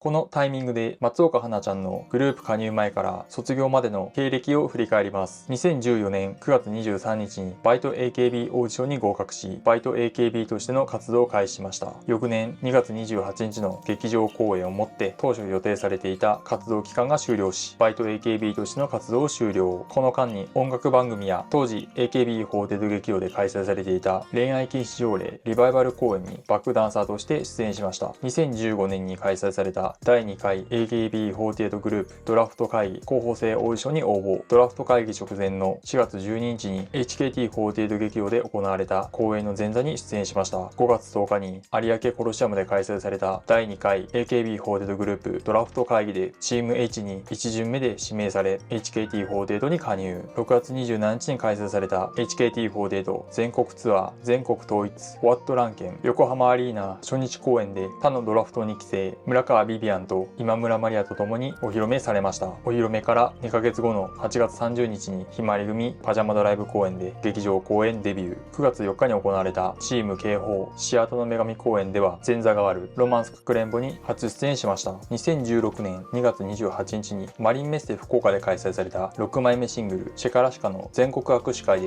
7枚目シングルの選抜メンバーが発表され、グループ加入から8ヶ月で初選抜入りを果たしました。これ以降18枚目シングルまでで12作連続で選抜メンバーに選ばれます。3月30日にマリンメッセ福岡で開催された HKT48 春のライブツアーサシコとソレイユ2016において研究生から正規メンバーへの昇格、そして新たに発足するチーム T2 に所属することが発表されました。同時に初めて選抜メンバーに選ばれた兄弟曲 HKT48 7枚目シングル74億分の1の君への初披露がありました。7月12日に福岡サンパレスホールで開催された HKT48 夏のホールツアー2016 HKT48 が AKB48 グループを離脱。国民投票コンサートでは8枚目シングルの選抜メンバーが発表され、お披露目からわずか1年と2週間で兄弟曲のセンターに選ばれました。また2ヶ月後の9月15日には11月16日発売の AKB48 46枚目シングルハイテンションの選抜メンバーにも選ばれます。12月21日に開催されたチーム T2 手をつなぎながら初日公演に出演。紅白歌合戦には AKB48 夢の紅白選抜で35位にランクインしたことをきっかけに出演しました。2017年6月17日に開催された第9回 AKB48 選抜総選挙では第80位にランクイン。速報では県外で生放送中に号泣していましたが、最終結果は80位で81位のメンバーとはわずか30票差でした。7月26日、27日には当時の若手メンバーのみが出演するフレッシュメンバーイベントがパピヨン24ガスホールで開催されました。8月2日発売の HKT48 10枚目シングルキスは待つしかないのでしょうかでは2回目の単独センターに選ばれました。9月22日、23日は博多でフレッシュメンバーコンサートを開催。2018年6月16日に名古屋ドームで開催された第10回 AKB48 選抜総選挙では66位にランクイン。12月15日に東京ドームシティホールで開催されたコンサートでは指原莉乃さんが卒業発表しました。その時の花ちゃんの表情や言葉はとても印象的で、今でも記憶に残っているファンは多いのではないでしょうか。その時の様子は YouTube で指原莉乃卒業発表と検索すると出てきます。2019年4月13日に開催された指原莉乃卒業公演に出演。メンバーを代表して泣きながら花束を渡し感謝の思いを伝えました。10月27日に福岡サンパレスホールで開催されたコンサートツアーファイナル HKT48 九州7県ツアー支配人からの卒業ではダンスユニットリットチャームの一員として How About You 蜂の巣ダンスを初披露しました。2020年2月24日にスカラエスパシオで開催されたチーム H リセット公演に出演。この公演がコロナ禍前最後に出演した劇場公演でした。11月2日に西日本シティ銀行 HKT48 劇場オープン記念公演に出演。2022年4月15日に約5年4ヶ月続いた手をつなぎながら公演が千秋楽を迎え、5月6日に恋愛禁止条例公演がスタートしました。ちなみにこの恋愛禁止条例公演にはバイト AKB 時代にバックダンサーとして出演していました。また同じ日に KBC 九州朝日放送の番組朝ですに中継リポーターとして初出演しました。10月16日に幕張メッセで開催された HKT48 11周年アニバーサリーライブ2022未来へのメッセージにてチーム警報への移動及びキャプテン就任が発表されました。当時の僕は次期チーム警報のキャプテンは地頭姉ちゃんだと思っていたので、花ちゃんがキャプテンに選ばれたのは意外でした。しかし発表後のチーム警報のキャプテン本村葵ちゃんのスピーチを聞いて納得できたファンは多いと思います。2023年1月29日に恋愛禁止条例公演が千秋楽、31日にチーム T2 が解散、そして公式 YouTube チャンネルでチーム T2 お疲れ様会のライブ配信がありました。2月18日は新チーム体制となりキャプテンになって初めてのチーム警報ここに立て天使は得る公演の初日を迎えました。ちなみにこの演目は花ちゃんがスタッフさんと相談して決めたらしいです。7月13日に本村葵ちゃんの卒業に伴いダンスユニットリットチャームは解散。リットチャーミーティング公演が千秋楽を迎えました。2024年4月7日に福岡市民会館で開催された HKT48 春のコンサート2024ホップステップジャンプ夜公演で卒業発表しました。直前に発表された研究生3人の昇格について豊永明ちゃんから意見を求められた時、上の空だったあの反応を見て卒業を悟ったファンはいると思います。その後5月9日に卒業コンサート開催が決定し、7月30日に卒業公演の日時と最終活動日が発表。9月22日に卒業公演が行われ、自身の卒業後の進路と次期チーム警報キャプテンの発表がありました。卒業後は芸能界を引退し一般人に戻るとのことです。 SNS の更新もしないらしく、表舞台で花ちゃんに会えるのは最終活動日に開催される卒業コンサートで最後です。また次期チーム警報のキャプテンは今村まりあちゃんに決定しました。歴代のチーム警報のキャプテン太田愛香、本村葵、松岡花に続き4代目のチーム警報がどんなチームになるのかとても楽しみです。そして最終活動日である本日2024年9月28日に卒業コンサートがこの福岡サンパレスホールで開催されます。現在時刻は16時を過ぎ、会場時間が迫ってきました。会場出入り口から敷地内の歩道まで長い待機列ができており、多くのファンが集まっています。待機列に並ぶファンが手に持つ応援グッズやカメラが目立ち、会場全体に高揚感が広がっています。花ちゃんについて熱く語り合いながら会場の瞬間を待っているファンも大勢いるようです。遠方から駆けつけたファンも多く、会場時間が近づくにつれ少しずつ待機列も伸びています。スタッフさんのアナウンスが響き渡り、会場の準備が進んでいるのが感じられます。どのようなセットリストでどんなパフォーマンスを見せてくれるのか、そして気になる卒業メンバーのサプライズ出演はあるのか、いずれにせよファンと花ちゃんにとって共に忘れられない素晴らしい卒業コンサートになると思います。そしてこの日が最後の表舞台です。最後に花ちゃんの最高の笑顔を見届けましょう。それでは時間なので松岡花卒業コンサートを楽しんでいきます。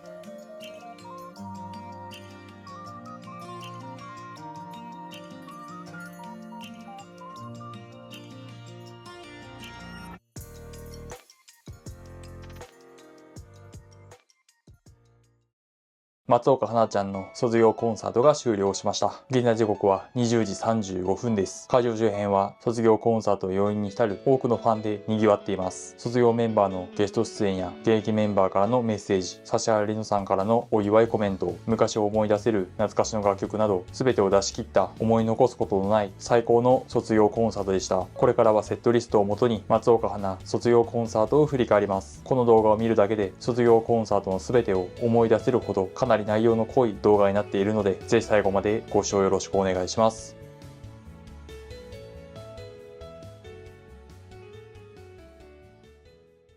卒業コンサートの第1幕は9年間の活動を振り返るオープニングムービーから始まりました。オープニング曲はグループ加入前の憧れのメンバーであり、オーディションを応募するきっかけにもなった元 AKB48 島崎遥香さんのセンター曲永遠プレッシャーです。自身と加入期が近い4期生までのメンバーと共に披露しました。会場が花ちゃんコールで沸く中、花ちゃんは会場を見渡し、皆さんこんばんは、松岡花です。今日は私と一緒に最高の思い出を作りましょうと叫びました。2曲目は第2回 AKB48 ドラフト会議候補生の練習曲の一つである言い訳メイビーをドラフト3期生と5期生も加えて披露。3曲目の同じく練習曲の一つだったメロンジュースは6期生も出演。会場が緑色のペンライト一色に染まりました。4曲目は第2回 AKB48 ドラフト会議の課題曲ここがロドスだここで飛べです。このタイミングで同じくドラフト2期生として加入した卒業生の村川ビビアンがサプライズ出演しました。同期の卒業コンサートなので予想はしていましたが、まさかこんなに早く出てくるとは思いませんでした。ちなみに HKT48 の卒業コンサートの中では過去最速です。この後の MC では司会進行を務め、現役メンバー顔負けのトーク力を発揮しました。すでに卒業したメンバーですが、全く違和感がなく、現役メンバーの中に溶け込んでいました。オープニングの4曲が終わり、冒頭の MC で豊永あきちゃんから幕が開いた感想を聞かれた花ちゃんは、ファンの皆さんの大きな声援を聞いてすごく安心したので最後まで頑張りたいと思いますと話しました。その後の MC では多くのメンバーが花ちゃんとの仲良しエピソードを語りました。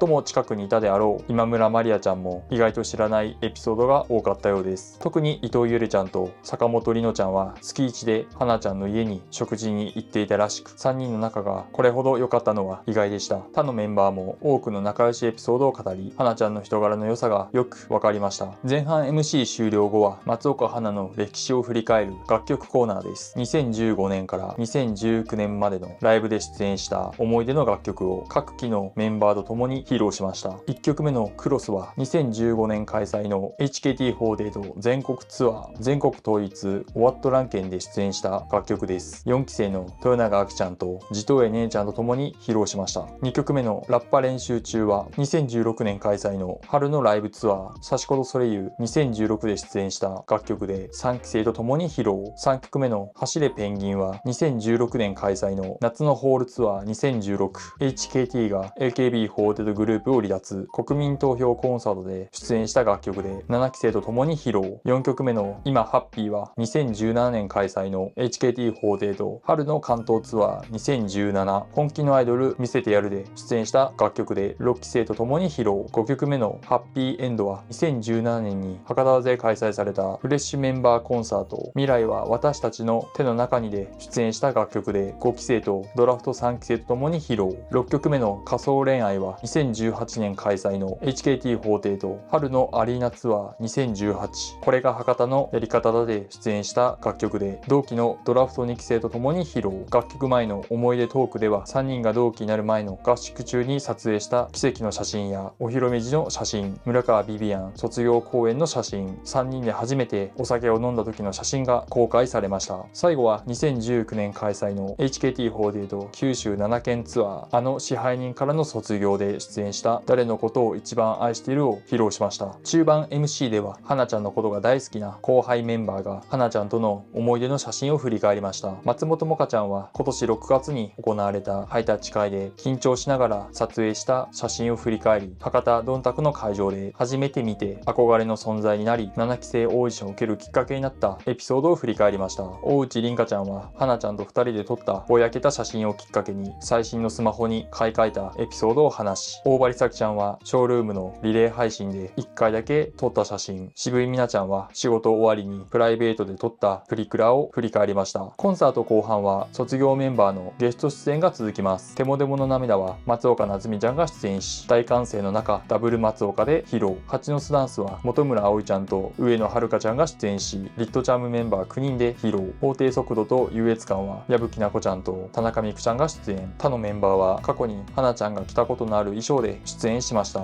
空耳ロックは山下エミリーちゃん、岡園葉月ちゃん、筒井理子ちゃんが出演し、チーム T2 結成時のメンバーで披露しました。また卒業メンバーが着ていた衣装は全て新衣装でした。特にテモデモの涙の新衣装は卒業コンサートができなかった松岡夏実ちゃんへのせめてもの計らいだったのかもしれません。楽曲だけでなく、その後の卒業メンバーのみの MC も含め、指原莉乃さんの意思を継承したあの頃の HKT48 に戻った感覚でした。しかしこれも今回の卒業コンサートで最後になるかもしれないと思うと少し寂しくなりました。また仕事の都合で出演できなかった指原莉乃さんからは涙と笑いを交えたコメントが寄せられました。会場の皆さんこんばんは、指原莉乃です。今回ですね、どうしても仕事があり会場に伺えなくて本当にごめんなさい。でもですね、この気持ち東京から届けたいと思います。花がドラフト生としてこうやって HKT に入ってきてからもう本当にわがままな瞬間が一瞬もなくて、すごく支えられてきました。私が忙しくて最高回の MV の時に現場からちょっとどっか行っちゃった時に花が迎えに来てくれて、もうその時から私はもうずっと花に支えられてきたアイドル人生だったので、今こうやって花が HKT をこうやって守ってるのを見ると、なんかすごい花はね、そうなんだよ、人を守れる人なんだよってすごく自慢できてます。ずっと昔からそうだったんだよって、ずっと昔から HKT を守ってくれたのは花だったので、本当に今までいっぱいたくさんの人を助けてくれてありがとうという気持ちでいっぱいです。改めて卒業おめでとうございます。これからも幸せなニコニコ人生を歩んでくださいと涙ながらメッセージを届けました。コンサート終盤はファンサービスが中心でした。1曲目の女の子だもん走らなきゃではファンの近くを練り歩き、失恋的恋人、メイクノイズ、医師はそれぞれチーム H、平方、7期研究生のメンバーと共に披露しました。特に医師を7期生と共に歌ったのは指原莉乃さんから託されたグループの未来を7期生に託したい思いがあったからだと思います。大人列車とハイテンションではトロッコに乗り、客席に向かってサインボールを投げ、早送りカレンダーはナコミクのダブルセンター、最後は他の卒業メンバーも出演し、全員で12秒を披露しました。 HKT48 の歴代のキャプテンと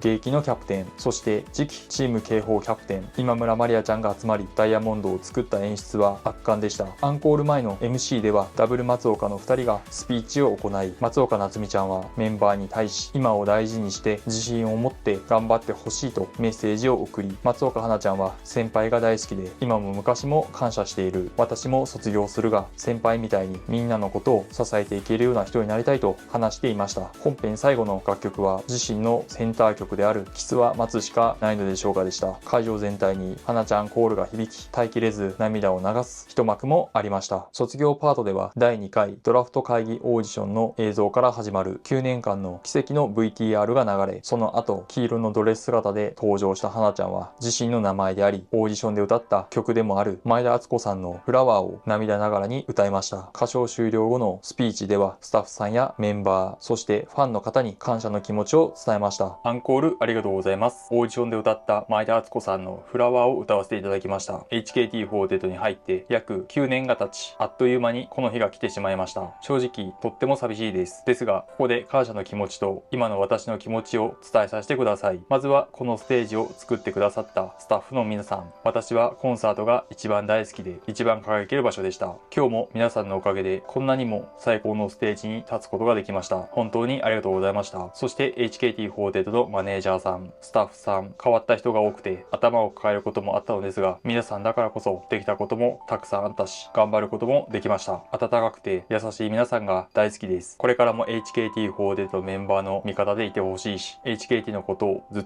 と大好きでいてほしいです。そしてメイクさん、衣装さん、いつも可愛い衣装と可愛い髪型で可愛いアイドル姿にしてくださって本当にありがとうございます。今日も今回のコンサートもたくさんの衣装と可愛い髪型をたくさん考えてくださって最高のコンサートになったかなと思います。衣装さんもメイクさんも素敵な人ばかりで、私のくだらない話も聞いてくださいました。そしてこのドレスはおしゃれの皆さんが作ってくださいました。初期の頃から可愛い衣装をたくさん着れてとっても幸せでした。このストーンも忍さんが一個一個つけてくださいました。おしゃれの皆さんも久しぶりにお会いすることができてとても嬉しかったです。そして大好きな家族のみんな、私のわがままで夢の国に一緒に行ってくれるお兄ちゃん、お正月になったら素敵な旅行に連れて行ってくれるお父さん、実家から福岡まで車で12時間かけて会いに来てくれるお母さん、バイト AKB も応募してくれました。私はこの家族に生まれてとっても幸せです。ありがとうございました。私とお兄ちゃんはお母さんとお父さんがいないと生きていけないので、あと100年は生きてください。よろしくお願いします。そして大好きなメンバーみんなのことが大好きなので離れるのがとっても寂しいです。でも今まで仲良くしてくれて一緒に頑張ってくれて本当にありがとうございました。これから辛いこととか大変なこととかたくさんあると思うけど、みんななら大丈夫だし、周りの方に感謝の気持ちを忘れず頑張ってほしいなと思います。このコンサートを今のみんなでできたことがすごく幸せです。ありがとう。そしてマリアちゃん、一人にしてごめんね。マリアちゃんはこれから辛いなとか大変だなとか思うことたくさんあると思うけど、マリアちゃんのアイドルしている姿はとっても私は大好きなので、気が済むまでアイドルを続けてほしいなって思います。たくさんありがとう。そして大好きなサッシーさんに出会えたことが本当に心から幸せだなと感じます。最初から最後まで優しくて素敵で本当に感謝の気持ちでいっぱいです。いつかまたご飯に行けたら嬉しいなと思います。ありがとうございました。そして最後に大好きなファンの皆さん、世界中にいるアイドルの中からこんな私のことを見つけてくれて、好きになってくれて、応援してくれて本当にありがとうございました。私のファンの皆さんはすごく優しいので、私が卒業発表してからお疲れ様、よく頑張ったねってたくさんの方に言ってもらいました。こんなに素敵な言葉をいただけたことがすごく幸せで、一生の宝物だし、皆さんのことは一生の一番だなと思います。皆さんも私と一緒に推し活っていうんですか、やめちゃうという人が多いんですけど、HKT48 のことは変わらず応援してほしいなと思います。絶対に約束です。私も負けずに応援します。本当にありがとうございました。約9年間大変なこと、辛いことたくさんあったけど、とっても幸せでした。ありがとうございました。スピーチ後は期別ごとに肩を組み、共に涙ながら遠くにいても歌いました。最後は渋井美奈ちゃん、今村マリアちゃん、豊永あきちゃんの3人から花ちゃんへのメッセージもありました。卒業おめでとうございます。卒業まで何ヶ月もあると思っていましたが、残り数日に迫り、気がついたら今日になってしまいました。今までで一番時間が止まってほしいと思った期間でした。花さんは初めて見た時、一番可愛くて大好きだと人生で初めて思った人です。花さんを見て HKT48 のことが好きになり、アイドルが楽しいと思ったので、今の私がいるのは花さんのおかげです。花さんに少しでも近づけるように一生懸命頑張ります。アイドルとしても一人の女性としても大好きです。改めて9年間お疲れ様でした。今までありがとうございました。まずは卒業おめでとう。羽田空港のターミナルで卒業の話を聞いてから、特に卒業の話はせずに過ごしてきたと思います。少しでも触れると引き止めてしまいそうだったから。でもここに立ってみて、もうやめないでという気持ちはなくて、たくさんの人のために生きてきた花ちゃんだから、自分のために生きる道を進んでくれたのがすごく嬉しく思います。ドラフトで指名される前の合宿からずっと隣にいてくれて、本当にお姉ちゃんみたいな存在でした。花ちゃんとは意外と真面目な話はしたことがなくて、逆にそんな関係がすごく居心地が良くて、お友達のような存在でもありました。花ちゃんと一緒にいる時は仕事で辛いことがあっても忘れられました。花ちゃんもそうだったら嬉しいです。さっきの奇跡の VTR を見て、もっと早く選抜として活動したかった私の知らない花ちゃんもいて、少し寂しく感じました。でもここ 2,3 年はずっと隣隣にいてくれて強くなれた気がして、私も成長させてもらいました。花ちゃんが作り上げたチーム K4、今度は私が引き継いで頑張ります。これからも定期的に隣に来てください。その笑顔に私も含めみんなが救われました。本当にお疲れ様でした。私はまだ頑張るから見守っていてね。大好きだよ。卒業おめでとうございます。花ちゃんは私たち4期生にとってすぐ上の先輩だったし、自分が選挙に入ったり選抜に入ったりした頃から2人で先輩の中に入ることが多くて、花ちゃんの隣に並べるような人間になるのが私の初期の頃の夢でした。でもいろんなことを一緒にやっていくと、人柄もアイドルとしての力も叶わないなって思うことばかりで、本当にすごい人だなってずっと思ってきたけど、だからこそ自分はどんな道が進めるかなって探しながらずっと花ちゃんを追いかけ続けた時間だったと思います。でもこうして2人でキャプテンになって、正直どうしたらいいかわからないことばかりで大好きだった先輩たちがどんどんいなくなるし、 HKT が大好きだからこそどうしようって思いながら、私たちは本当に正反対だから話すこともあまりなかったし、多分お互いに何なんだよって思うこともあったし、私も心配と迷惑をたくさんかけてきたと思うけど、それでも多分お互いにすごいんだよなって思えるところがあって、だからこうしてすごく大変だったなって思うこともいっぱいあったけど、2人で前に立って引っ張ってこれたこの期間が私はすごく宝物だなと思っています。花ちゃんが大好きな HKT をやっぱり大好きだなって思ってもらえるように、これからマリアちゃんと2人で手を組みながら頑張っていくので、たまにこれ好きだったよっていつもみたいに LINE をください。花ちゃんがいたから今の私がいると本当に思います。私の先輩でいてくれて本当にありがとう。そして改めて約9年間お疲れ様でした。3人のメッセージの後は現役メンバー全員で桜みんなで食べたを歌いました。ダブルアンコール後はステージ上に舞う綺麗な花吹雪の中やり残した自身のセンター曲最高歌謡を披露し、盛大な拍手の中今日来てくれたみんなって最高歌謡と明るい笑顔で最後の挨拶をして卒業コンサートのステージを後にしました。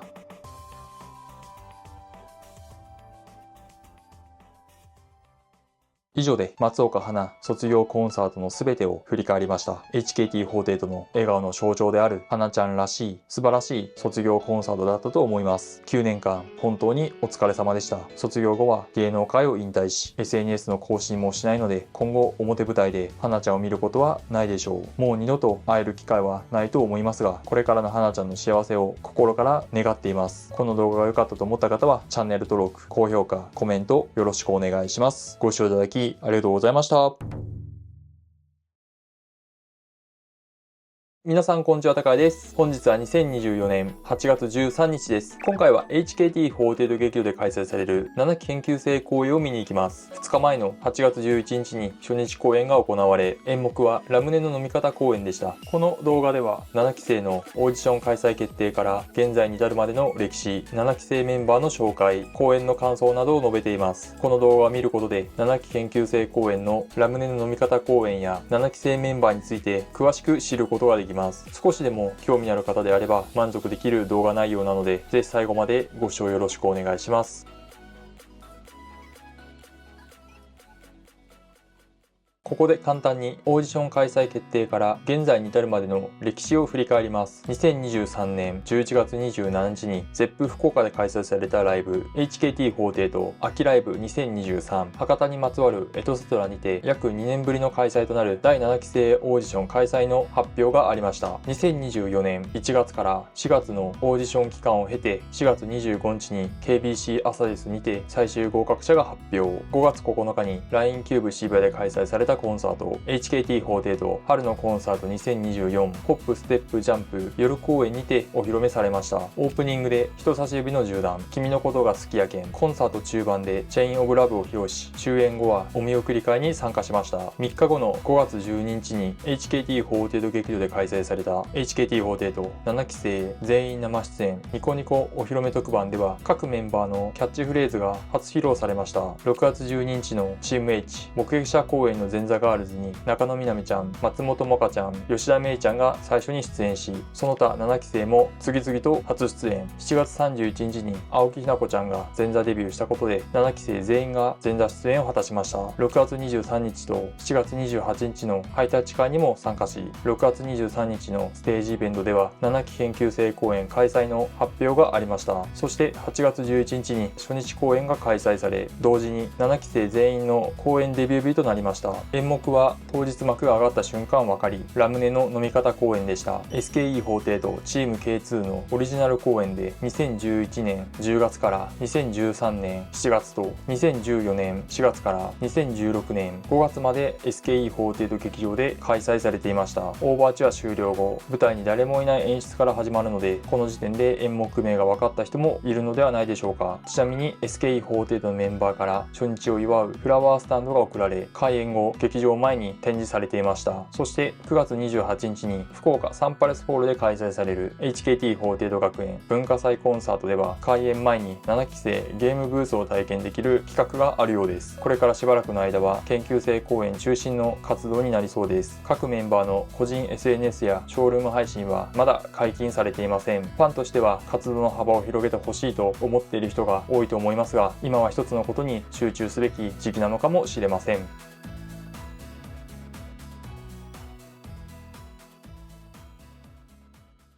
それではこのタイミングで本日の公演の出演メンバーを紹介します。本日の公演の出演メンバーは青木ひな子ちゃん、石井彩音ちゃん、石川あみゆちゃん、飯島リリアちゃん、江浦優香ちゃん、片平沙羅ちゃん、呉優奈ちゃん、堤風花ちゃん、鶴川なちちゃん、中野みなみちゃん、長野ララちゃん、松永優衣ちゃん、松本萌歌ちゃん、山川まりあちゃん、吉田芽衣ちゃん、竜頭彩音ちゃんの16人です。石井彩音ちゃんと中野みなみちゃんの2人は8月3日にお台場で開催された東京アイドルフェスティバル2024に出演しました。炎天下の中ノンストップで楽曲を披露し、最後の最高回まで全てやりきりました。また石川あみゆちゃんと松本萌歌ちゃんはフラワーガーデンコンテスト2024に出展し、ペイペイドーム外周に2人が植えた花が展示されています。10月まで展示されているので、劇場公演を見に行く際はぜひ立ち寄ってみてください。7期生全員の紹介動画はお披露目直後に2本投稿しています。概要欄にリンクを貼っておくので、この動画を見終わった後に見ていただければ7期生についての知識をより深められると思います。劇場前には多くのファンが集まり、初日公演と同様の賑わいを見せています。初日公演は当然満席でしたが、2回目である本日の公演も満席で開催されると思われます。それでは時間なので7期研究生公演を楽しんでいきます。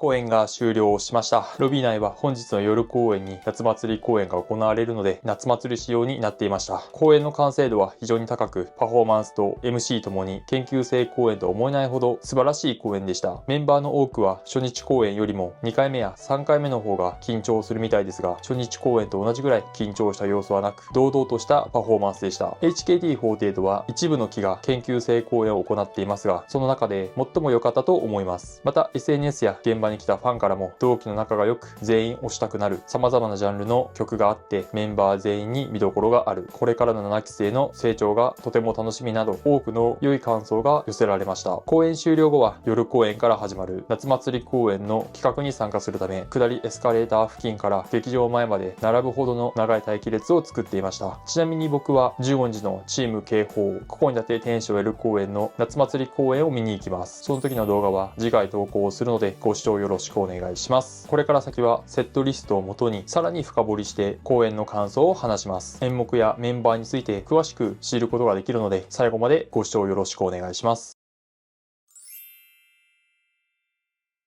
2回目のラムネの飲み方公演の影アナウンスは中野みなみちゃんでした。初日公演の影アナは竜頭あやねちゃんです。日替わりで出演メンバーの一人が担当します。声だけで誰が影アナウンスをしているのか当てるのは意外と面白いので、開演前の暇つぶしにぜひやってみてください。オーバーチュア終了後の幕が上がった瞬間はステージに誰もいない演出から始まります。この演出をするのは全演目の中でラムネの飲み方公演だけです。そのため演目名が公開されていなかった初日公演でこの演出だけで演目名が分かった人はいると思います。オープニング曲は兆しです。43パターンもフォーメーションがあり、立ち位置が何度も変わります。多くのメンバーが覚えるのに苦労したらしく、この公演の MC でも話題になりました。しかしメンバー同士が何度か接触しながらも美しいフォーメーションだったと思います。2曲目は皇帝の子犬です。この曲の注目は日替わりでメンバー1人が犬の髪飾りをつけ子犬役を演じるところです。初日公演は江浦優香ちゃん、本日の公演は飯島リリアちゃんが担当しました。ディスコ保健室は生徒と保健室の先生のディープな関係を歌詞にしたカオスな曲です。一部ダンスが難しいところがあるのでパフォーマンスの上達がはっきりわかる楽曲だと思います。4曲目はお待たせセットリストです。この曲名と歌詞には SKE 法廷とチーム K2 がオリジナル公演ラムネの飲み方公演をもらえるまでの歴史が表現されています。今から14年前の2010年に SKE 法廷とチーム K2 は AKB 法廷とのリバイバル公演である手をつなぎながら公演の千秋楽を迎えました。当時の予定通りであれば次の公演はオリジナル公演になるはずでした。しかし理由もわからず何度も延期され公演が再開できない期間が約1年近く続きます。そんな中当時チーム K2 のキャプテンだった高柳茜さんが AKB 法廷との総合プロデューサーである秋元康さんに対して私たちに公演をやらせてくださいと選抜総選挙のスピーチの場で直接訴えました。この件が大きな話題となりうやむやになっていた話が進んだ結果、2011年10月1日に初のオリジナル公演が実現しました。この歴史を経て SKE48 とチーム K2 が手に入れたオリジナル公演がラムネの飲み方公演です。ちなみに一部のファンは HKT48 がこの公演を行うことに対して批判的な意見を持っていますが、これが理由です。しかし僕は14年も昔の話で当時を知っている人はほとんどいないので気にする必要はないと思います。賛否はあるかもしれませんが、正直言って古参のざれ言に過ぎないのかなと僕は思います。その一方 HKT48 は48グループで唯一オリジナル公演がありません。オリジナル公演でしか得られないものが今の HKT48 には必要だと思います。いつの日か高柳茜さんのようなメンバーが現れオリジナル公演をできる日が来ることを期待しています。自己紹介 MC のお題は私のここを覚えてでした。長野ララちゃんはたまに顔の右に出るエクボ、吉田芽衣ちゃんは二重で大きな目、竜とあやねちゃんはくしゃっとなる笑顔、山川まりやちゃんは可愛い声、松本もかちゃんはパワフルなダンス、中野みなみちゃんは食べることが好き、江浦優香ちゃんは意外としっかりしている性格、片平沙羅ちゃんは語彙力がないところ、在住を重罪、小児科を小鹿と呼んでいたらしいです。飯島リリアちゃんは手長猿みたいに手が長く耳が立っているところ、鶴川なちちゃんは安心できると言われる声、石川あみゆちゃんは5年間伸ばした長い髪の毛、青木ひな子ちゃんはスイカの種と間違われる首のほくろ、堤風花ちゃんは代謝が良くすごく汗をかくところ、呉ゆうなちゃんはもじもじしていて少し抜けているところ、松永ゆいちゃんは笑うとなくなる目、石井あやねちゃんは顔が可愛く頭がいいところと言っていました。自己紹介 MC 終了後はユニットパートです。クロスは高柳茜さん、松本里奈さん、若林智香さんのポジションに竜頭あやねちゃん、長野ララちゃん、松本もかちゃん、フィンランドミラクルは赤枝りりなさん、向田真夏さん、館美希さんのポジションに江浦優香ちゃん、吉田芽衣ちゃん、山川まりやちゃん、眼差しさよならは小木曽しおりさん、古川愛理さんのポジションに片平沙羅ちゃん、中野みなみちゃん、嘘つきなダチョウは石田杏奈さん、後藤梨紗子さん、山田玲香さんのポジションに石川あみゆちゃん、飯島リリアちゃん、鶴川なちちゃん、ナイストゥーミーチューは阿比留里穂さん、加藤智子さん、佐藤せいらさん、佐藤美恵子さん、畑佐和子さんのポジションに石井あやねちゃん、呉ゆうなちゃん、松永ゆいちゃん、青木ひな子ちゃん、堤風花ちゃんが入りました。ユニット曲は初日公演と同じくポジション変更はありませんでした。メンバーは自分のポジションを完璧にするため、ファンは7期生の顔と名前を覚えるため、どちらにとっても今はポジション固定が良いと思います。後半曲は孤独なバレリーナ、今君といられること、ウイニングボールと続きます。孤独なバレリーナは曲名通り一人だけバレリーナの衣装でバレエ経験者の吉田芽衣ちゃんが務めました。今君といられることは季節の移り変わりとともに近づいてくる別れの瞬間を描描いた卒業ソングです。ウイニングボールはメンバーのサインボールをバットで打つ特殊な演出があります。打つメンバーは公演ごとに異なり、初日公演は中野みなみちゃん、本日の公演は鶴川なちちゃんでした。後半 MC は他の公演と同じく前半と後半に分かれての MC です。前半のお題はリハーサルで一番心に残っているところでした。長野ララちゃんはダンスは覚えられるが立ち位置は覚えるのに苦労したこと。片平沙羅ちゃんはオープニング曲兆しは43パターンのフォーメーションがあり、覚えるのに1週間かかってかなり練習したこと。松永優衣ちゃんは片平沙羅ちゃんの笑顔でガッツを入れて歌い始めるところ。松本萌歌ちゃんはクロスで足を上げるところ。呉優奈ちゃんは全てのユニットが心に残った。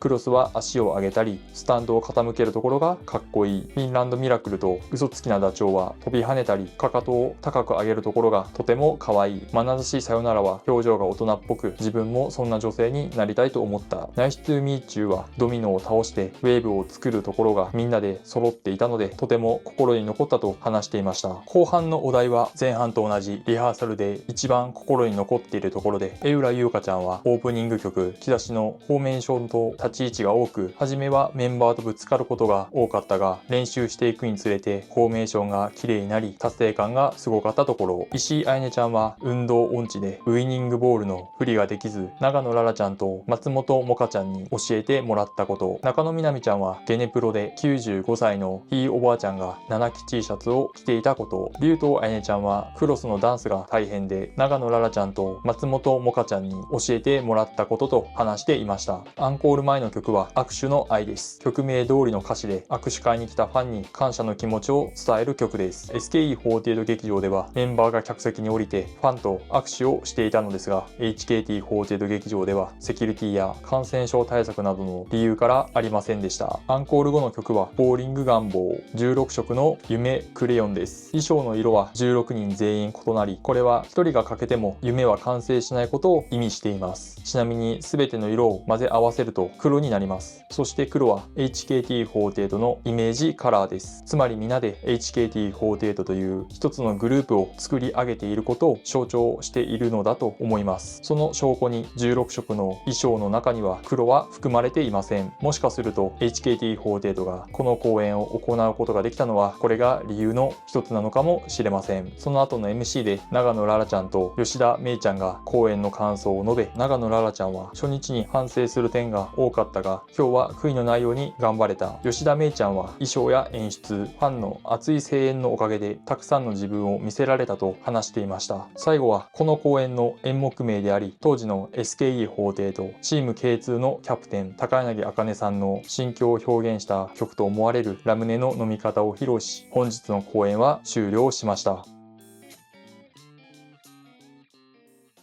以上で本日の7期研究生ラムネの飲み方講演の感想はこれで終わりです。冒頭で述べたように研究生講演と思えないほど非常に完成度が高く素晴らしい講演でした。 SKE48 以外の他のグループでは上映経験がない演目であったにもかかわらず16人全員が堂々とパフォーマンスできていたと思います。 MC 中に HKT48 の魅力の一つであるメンバー同士の仲の良さを感じることができたのも良かったです。これからの7期生の活躍が非常に楽しみです。この動画が良かったと思った方はチャンネル登録、高評価、コメントよろしくお願いします。また YouTube の検索欄に HKT48 高谷と検索するとトップに僕のチャンネルが出てきます。そこからでもチャンネル登録と動画視聴ができます。ご視聴いただきありがとうございました。はい、皆さんこんにちは、高谷です。本日は2024年5月12日です。今回は先日お披露目されたばかりの HKT48 期生が出演する HKT48 期生全員生出演ニコニコお披露目特番を見るために現地の HKT48 劇場に向かいます。この動画では直接7期生を見て感じたことやメンバー一人一人の個性や性格など現場でしかわからない情報を皆さんにお届けします。また7期生の顔と名前が一致していないファンの方がまだ多いと思うので公式プロフィールをもとに出身地や年齢、特技、趣味などの基本情報も合わせて話をしていこうと思います。この動画を見ることで新しく HKT48 に加入した7期生について詳しく知ることができるので、ぜひ最後までご視聴よろしくお願いします。先日2024年5月9日に LINE キューブ渋谷で開催された HKT48 春のコンサート2024ホップステップジャンプ夜公演で7期生のお披露目がありました。コンサート開始早々オープニングから出演して会場のファンを驚かせました。今まではコンサート中盤でお披露目されることがほとんどだったので、今回はオープニングでお披露目されて非常に印象に残りました。さらに人差し指の銃弾を披露し、ダンスパフォーマンスの高さを見せつけられました。また2曲目の君のことが好きやけんの曲中に1人ずつ自己紹介をしていました。コンサート中盤ではチェインオブラブを披露し、最高の形でコンサートが終了しました。あれから3日後の本日、HKT48 劇場で7期生のお披露目特番が開催されます。イベントの内容は公式からの発表がないので分かりません。おそらくは先輩メンバーで MC を担当する市村愛理ちゃんと今村まりあちゃんの2人を中心に7期生メンバーが自己紹介をしたり、様々な企画にチャレンジするイベント内容だと思います。出演メンバーは7期生全員と MC の2人です。青木ひな子ちゃん、石井彩音ちゃん、石川あみゆちゃん、飯島リリアちゃん、江浦優香ちゃん、片平沙羅ちゃん、呉優奈ちゃん、堤風花ちゃん、鶴川なちちゃん、中野みなみちゃん、長野ららちゃん、松永ゆいちゃん、松本もかちゃん、山川まりあちゃん、吉田めいちゃん、竜頭あやねちゃん、そして MC を担当する先輩の市村愛理ちゃんと今村まりあちゃんです。劇場前のエントランスには新しく7期生の壁写真が展示されています。本日は二次募集がなく、当日券もわずかで満席の劇場でイベントが開催されます。いつもの公演以上にファンが集まり、中にはすでにうちわを作っている人もいるようです。本日はあいにくの大雨で天気は最悪ですが、記憶に残るイベントになればいいなと思います。それでは時間なのでイベントを楽しんできます。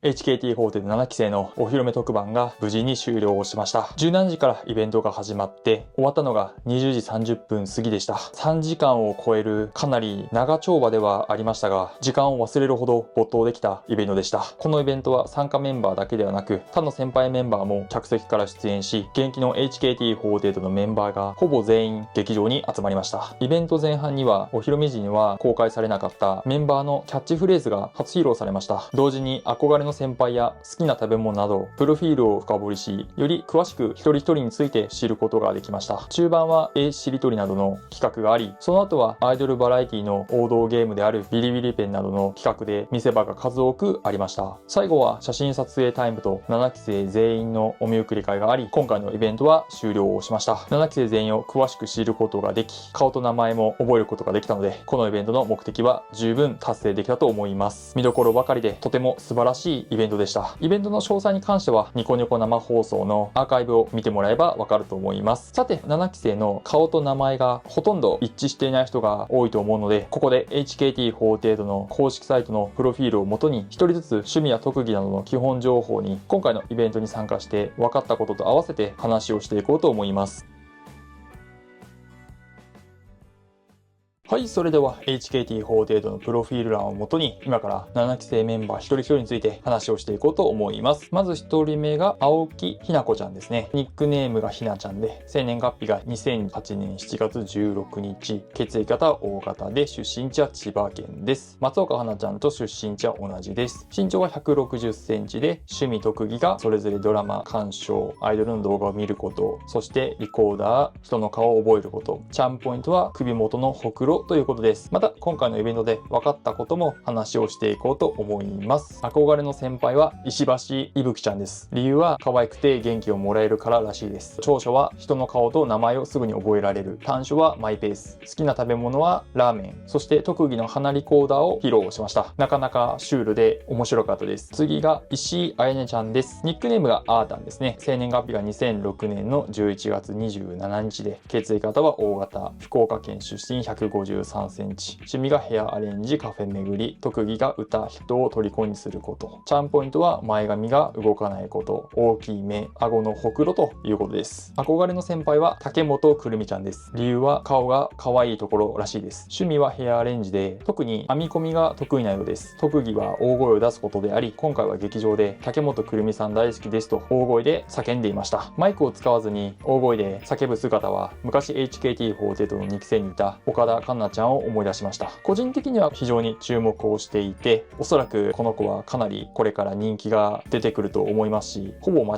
違いなく出世するメンバーじゃないかと僕は思っています。僕はもうファンを11年以上続けているので、こういったプロフィールの写真とか実際に見たりとかするだけで人気が出そうなメンバーはほとんどわかります。将来的にはかなり前の方のポジションで踊っているのではないかと思います。次が石川あみゆちゃんです。歩く、実際の実、優しいにと書いてあみゆと呼びます。勢いで歩みって言いそうになるんですけど、正しくはあみゆです。ニックネームがあみゆん。生年月日が2011年の12月15日なので HKT48 はすでに誕生しています。血液型は A 型で福岡県出身、153センチ。趣味はおしゃべり、カプセルトイリングコレクション、犬の匂いを嗅ぐこと。特技はパントマイム、一瞬で別になれるということです。チャームポイントはふっくりした唇、綺麗な歯並びです。他にも長所は誰とでもすぐ仲良くなれることで、早速デビューして間もないにもかかわらず先輩メンバーに対してシャキシャキと話すことができているらしいです。劇場では特技のパントマイムを披露しました。まだまだ完璧とまではいきませんが、これから先の成長を感じるパントマイムだったと思います。それにまだ12歳と若いので、これから先の成長が非常に楽しみなメンバーでもあります。次が飯島リリアちゃんです。ニックネームがリーリタン。なんとかタンが7期生には4人もいます。他にもすでに HKT にはクルタンやエレタン、ヒナタンなどもいるので、全体でも7人もなんとかタンがいることになります。生年月日が先ほどの石川あみゆちゃんと同じく2011年生まれで5月7日です。血液型は B 型で長崎県出身、6期生の福井カレンちゃんや江口ココアちゃんと出身地は同じです。身長は152センチ。趣味はバイオリン、バスケットボール観戦。特技はチアで応援すること、字を書くこと。チャームポイントは目の下のほくろということです。憧れの先輩は石橋いるきちゃんです。理由は目がクリクリなところと歌とダンスが上手いところらしいです。また公式プロフィールには記載がありませんが、特技に高速タイピングがあるとのことです。最近はタブレット授業が学校で増えているみたいで、タブレットを使ってタイピングの練習をして高速タイピングができるようになったらしいです。僕の世代はパソコンで、しかも生徒一人一人にパソコンが用意されているわけではなかったので、一つのパソコンを3人が仲良く分けて使うようなパソコンの授業は行われていました。こういった話を聞くと時代が大きく変わったのだと実感します。趣味はコスメ集め、そして好きな食べ物はシャインマスカットということで、おしゃれさも感じることができました。次が江浦優香ちゃんです。同じく2011年生まれ、そして5月3日です。出身地は福岡県で身長は154センチ。趣味はサッカー観戦です。このイベントでの江浦優香ちゃんといえば、キャッチフレーズが皆さんの印象に残ったと思います。会場にいた全てのファンの方、そしてメンバーが大爆笑していました。詳細についてはニコニコ生配信のアーカイブを見てくださるとわかると思いますし、楽しめると思いますので、そちらをご覧ください。憧れの先輩は豊永あきちゃんです。アビスパ福岡の話題で盛り上がっていました。またステージでは特技のハンドスプリングを披露しました。次が片平さらちゃんです。ニックネームはサラタン。またなんとかタンのメンバーが来ました。生年月日が2009年の5月1日。血液型は A 型。出身地は愛知県です。身長は151センチで、趣味は食べること。特技はでんぐり返し。チャームポイントは右頬のエクボです。憧れの先輩は今村マリアちゃんです。理由は可愛くて笑顔が素敵だからとのことです。また特技はお菓子の大食いということで、普通のご飯よりも食べているみたいです。主に YouTube の企画などで活躍できそうな気がします。次が呉ゆうなちゃんです。ニックネームがゆうちゃん。生年月日が2012年の2月13日。7期生が入るまでは石松ゆうなちゃんが最年少でしたが、今回7期生の呉ゆうなちゃんが加入したことで、この子が HKT48、そして48グループの最年少となりました。血液型は B 型。出身地は福岡県で、身長は148センチ。趣味は100円均一ショップ巡りと歌うこと。特技は英語を音読すること。チャームポイントは髪とフェイスラインです。憧れの先輩は生野里奈ちゃんらしいです。可愛いところが好きと言っていました。そしてステージ上では特技の洋楽を歌いました。この洋楽も先ほどの江浦優香ちゃんのキャッチフレーズと同じく、直接ニコニコ生配信のアーカイブを見た方がいいと思います。正直アイドルの特技のレベルではなくて、本物の特技と言ってもいいほど素晴らしい歌声でした。次次が堤風花ちゃんです。ニックネームがうかちゃん。生年月日が2006年11月17日。出身地が福岡県で、身長は152センチ。趣味はお菓子作りとカプセルトイ。特技が片木太鼓の両面打ち。間違い探しクイズ。チャームポイントは上腕二頭筋です。メンバーからはすでに卒業した村川ビビアンに似ていると言われている子です。憧れの先輩は松岡花ちゃんです。笑った顔が好きらしく、そして美容室が同じだったということもあり、運命を感じたと話していました。またステージ上では特技の和太鼓を披露しました。この和太鼓も直接動画で見た方がいいと思います。とてもアイドルの特技とは思えないほどとても素晴らしかったです。主にコンサートなどで今後役に立つかもしれません。また長所はやると決めたら最後までやり抜く。短所はやらないと決めたらとことんやらないとのことです。次は鶴川なっちちゃんです。ニックネームがなっち。生年月日が2010年12月7日。血液型は A 型で、出身地が福岡県。身長は155センチ。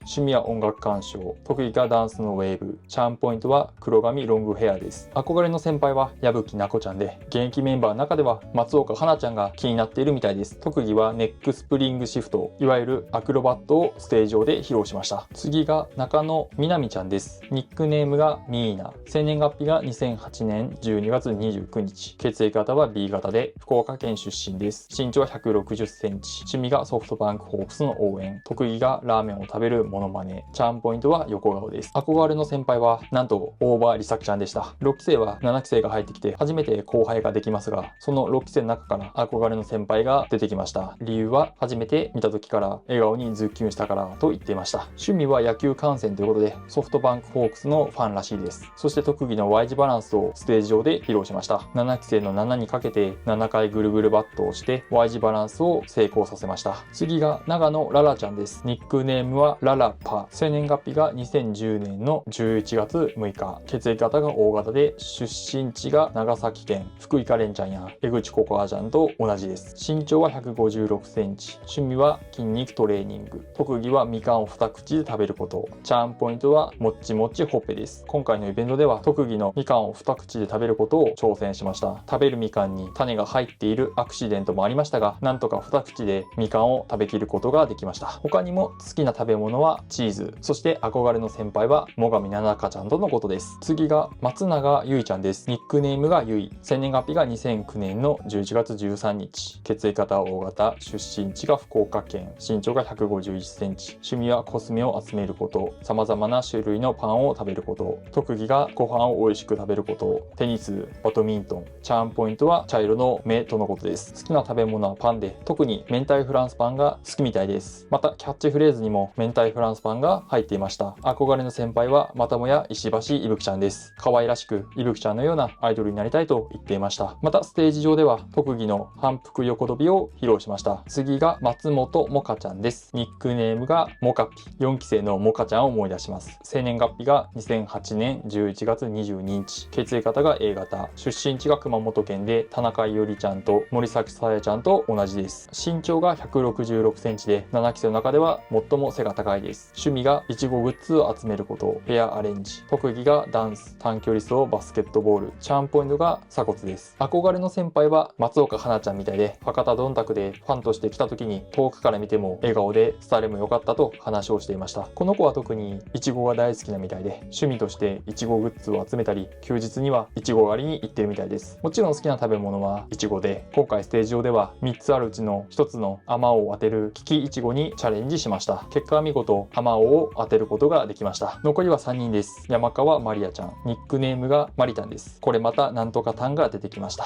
生年月日が2005年の10月25日。7期生の中では最年長です。血液型は A 型。出身地は福岡県。身長は158センチ。趣味はピザ作り、お菓子作り、可愛いコスメ集め。特技は沖縄の参戦。そして散歩中の犬と仲良くなること。チャームポイントは裸眼でも大きい瞳です。趣味がガチャガチャ集めということで、特に昆虫やハチ、クワガタなどを集めているらしいです。憧れの先輩は秋吉ゆかちゃんで、10年以上推しているらしいです。秋吉ちゃんの好きなところは、踊る時はかっこよく、トークの時は面白くて可愛いところが全て好きと言っていました。ステージ上では特技の参戦を先輩の川平ひじちゃんのフラダンスとともに披露しました。おそらく今後見ることはできないと思うので、現場で見ることができてよかったです。次が吉田めいちゃんです。ニックネームがめいめい。生年月日が2009年の5月7日。血液型は B 型。出身地が山口県で、村重と同じですね。身長が157センチ。趣味が動画鑑賞と踊ること。特技がバイオリンとバレエ。チャームポイントはパッチリ二重の目です。吉田芽衣ちゃんに関しては、特技のバイオリンでバケツをかぶれを弾いたあのシーンが一番印象に残ったと思います。これに関してはあまりにも上手すぎて、アイドルの特技のレベルではなく、本物の特技と言えるほど素晴らしい演奏でした。これに関しても直接動画で見た方がいいと思うので、ニコニコ生配信のアーカイブを見てもらった方がいいと思います。また好きな食べ物はメロンとパセリ。憧れの先輩は最上奈々香ちゃんとのことです。最後は竜とあやねちゃんです。まさかのドラゴンヘッドです。ニックネームがあやちゃん。生年月日が2010年6月30日。血液型は B 型。出身地が長崎県です。長崎県は7期生の中で3人もいます。身長は152センチ。趣味がアニメ鑑賞。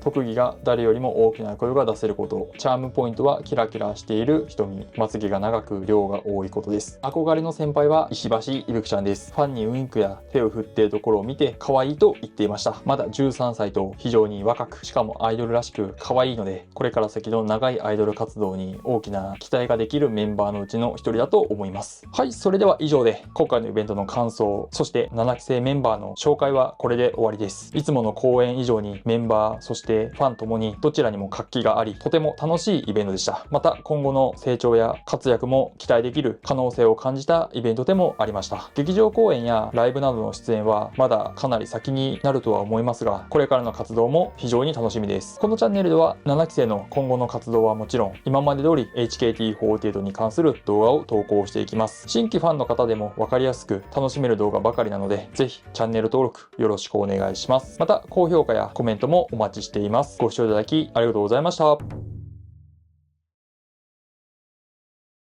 はい、皆さんこんにちは、たかです。今回は他のアイドルグループにはない HKT48 の魅力を紹介しようと思います。この動画では数多くある HKT48 の魅力を3つに厳選して紹介します。先に伝えておきますが、応援していて楽しいなど、どのグループにも当てはまるありきたりな話はしません。HKT48 だけの魅力、または他のアイドルグループにはない魅力を紹介します。また動画の後半では逆に今の HKT48 の課題や悪いところも話をします。良いところだけではなく悪いところも伝えることで説得力のある話ができると思います。この動画を見て HKT48 というグループに興味を持っていただけると嬉しいです。本題に入る前に初めて僕の動画を見る人が多いと思うので、ここで簡単にこのチャンネルと僕自身について話をさせてください。このチャンネルでは HKT48 を専門に動画投稿しています。劇場公演やコンサート、おしゃべり会などの現場実況や各イベントの参加方法を、月末に来月のイベント日程の紹介もしています。僕自身はファンを11年間続けており、 YouTube への動画投稿を始めてあと少しで2年が経ちます。 HKT48 に関する知識やファンとしての経験はある程度はあるので、興味のある方はチャンネル登録よろしくお願いします。さて、前置きはこのぐらいにして早速本題に入りましょう。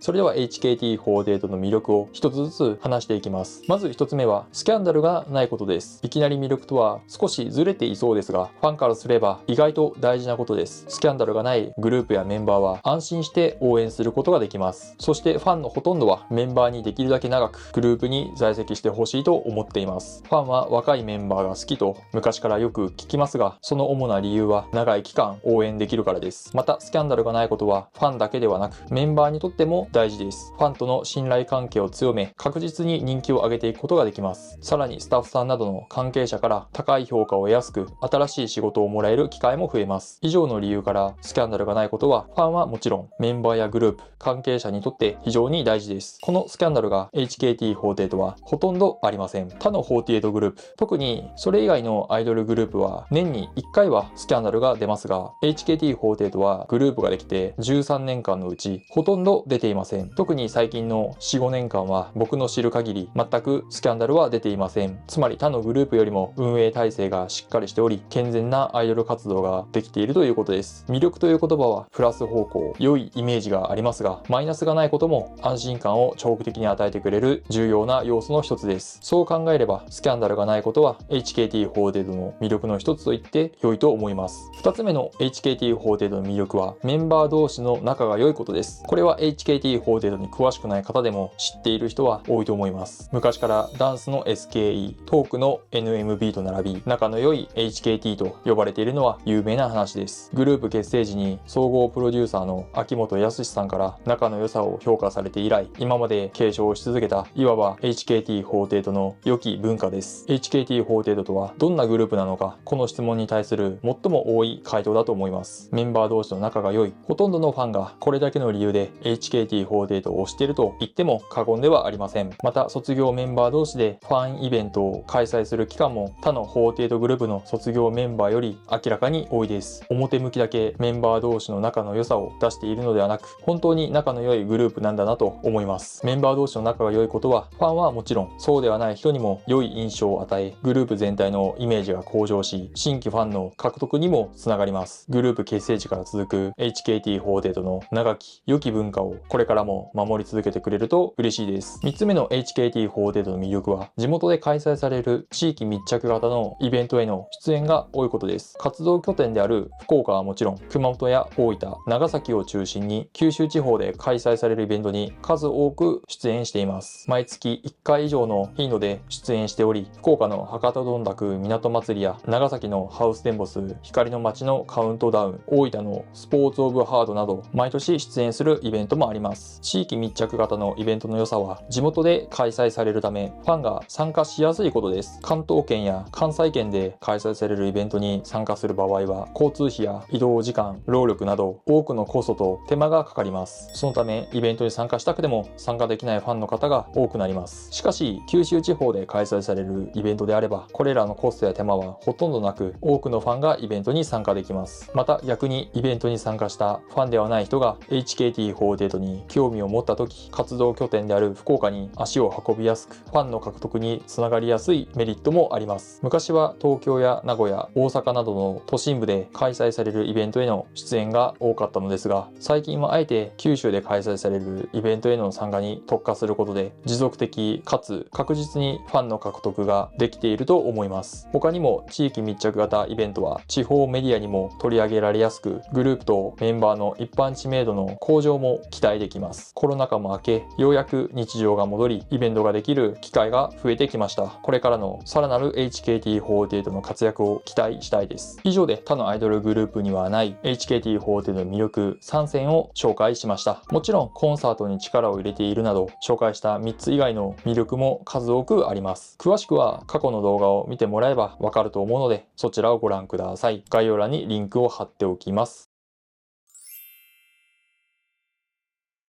それではこの後は冒頭で伝えていたように、今の HKT48 の課題や悪いところを話していこうと思います。結論から言えば、グループ全体の目標や夢がわからないところです。メンバー個人としての目標や夢は各自あるとは思いますが、HKT48 としての目標や夢はないように感じます。もしかするとグループとしての目標自体はあるのかもしれませんが、我々ファンには伝わっていないのが現状です。実は以前、僕の動画のコメント欄に今の HKT は学校ですかとコメントが来たことがありました。確かに言われてみれば、卒業後の芸能活動のためスキルや経験を積む目的で入学する専門学校のようなグループになっているのかもしれません。そう考えればグループとしての目標がないのもうなずけます。前世紀の頃と比べてプロのアイドルグループから芸能の専門学校に変わったイメージですね。しかしそれでは多くのファンから応援してもらうことはできないと思います。もちろん昔からファンを続けている古参のファンの方は応援してくれると思いますが、新規ファンの方、もしくは少し興味がある程度の人はグループを応援する理由がわからないと思います。その結果ファンが増えないどころか、コロナの影響で人気が低迷し、残念ながら284席ある劇場公演は毎回定員割れ、コンサートは1770席ある地元の公民館ですら満席にならないのが現状です。前世紀の頃は約3万人を収容できる埼玉スーパーアリーナを即完売できるほどの人気があっただけに、このギャップには呆然とします。原因はメンバーの全国的な知名度の低さや活動拠点が地方であるがゆえに全国的なファン層の獲得が難しいこと、東京や大阪、名古屋などの大都市と比べて市場規模が小さいことなども挙げられますが、まずはグループとしての目標を明確にし、何を目指して活動をしているのかファンに伝えることが大事だと思います。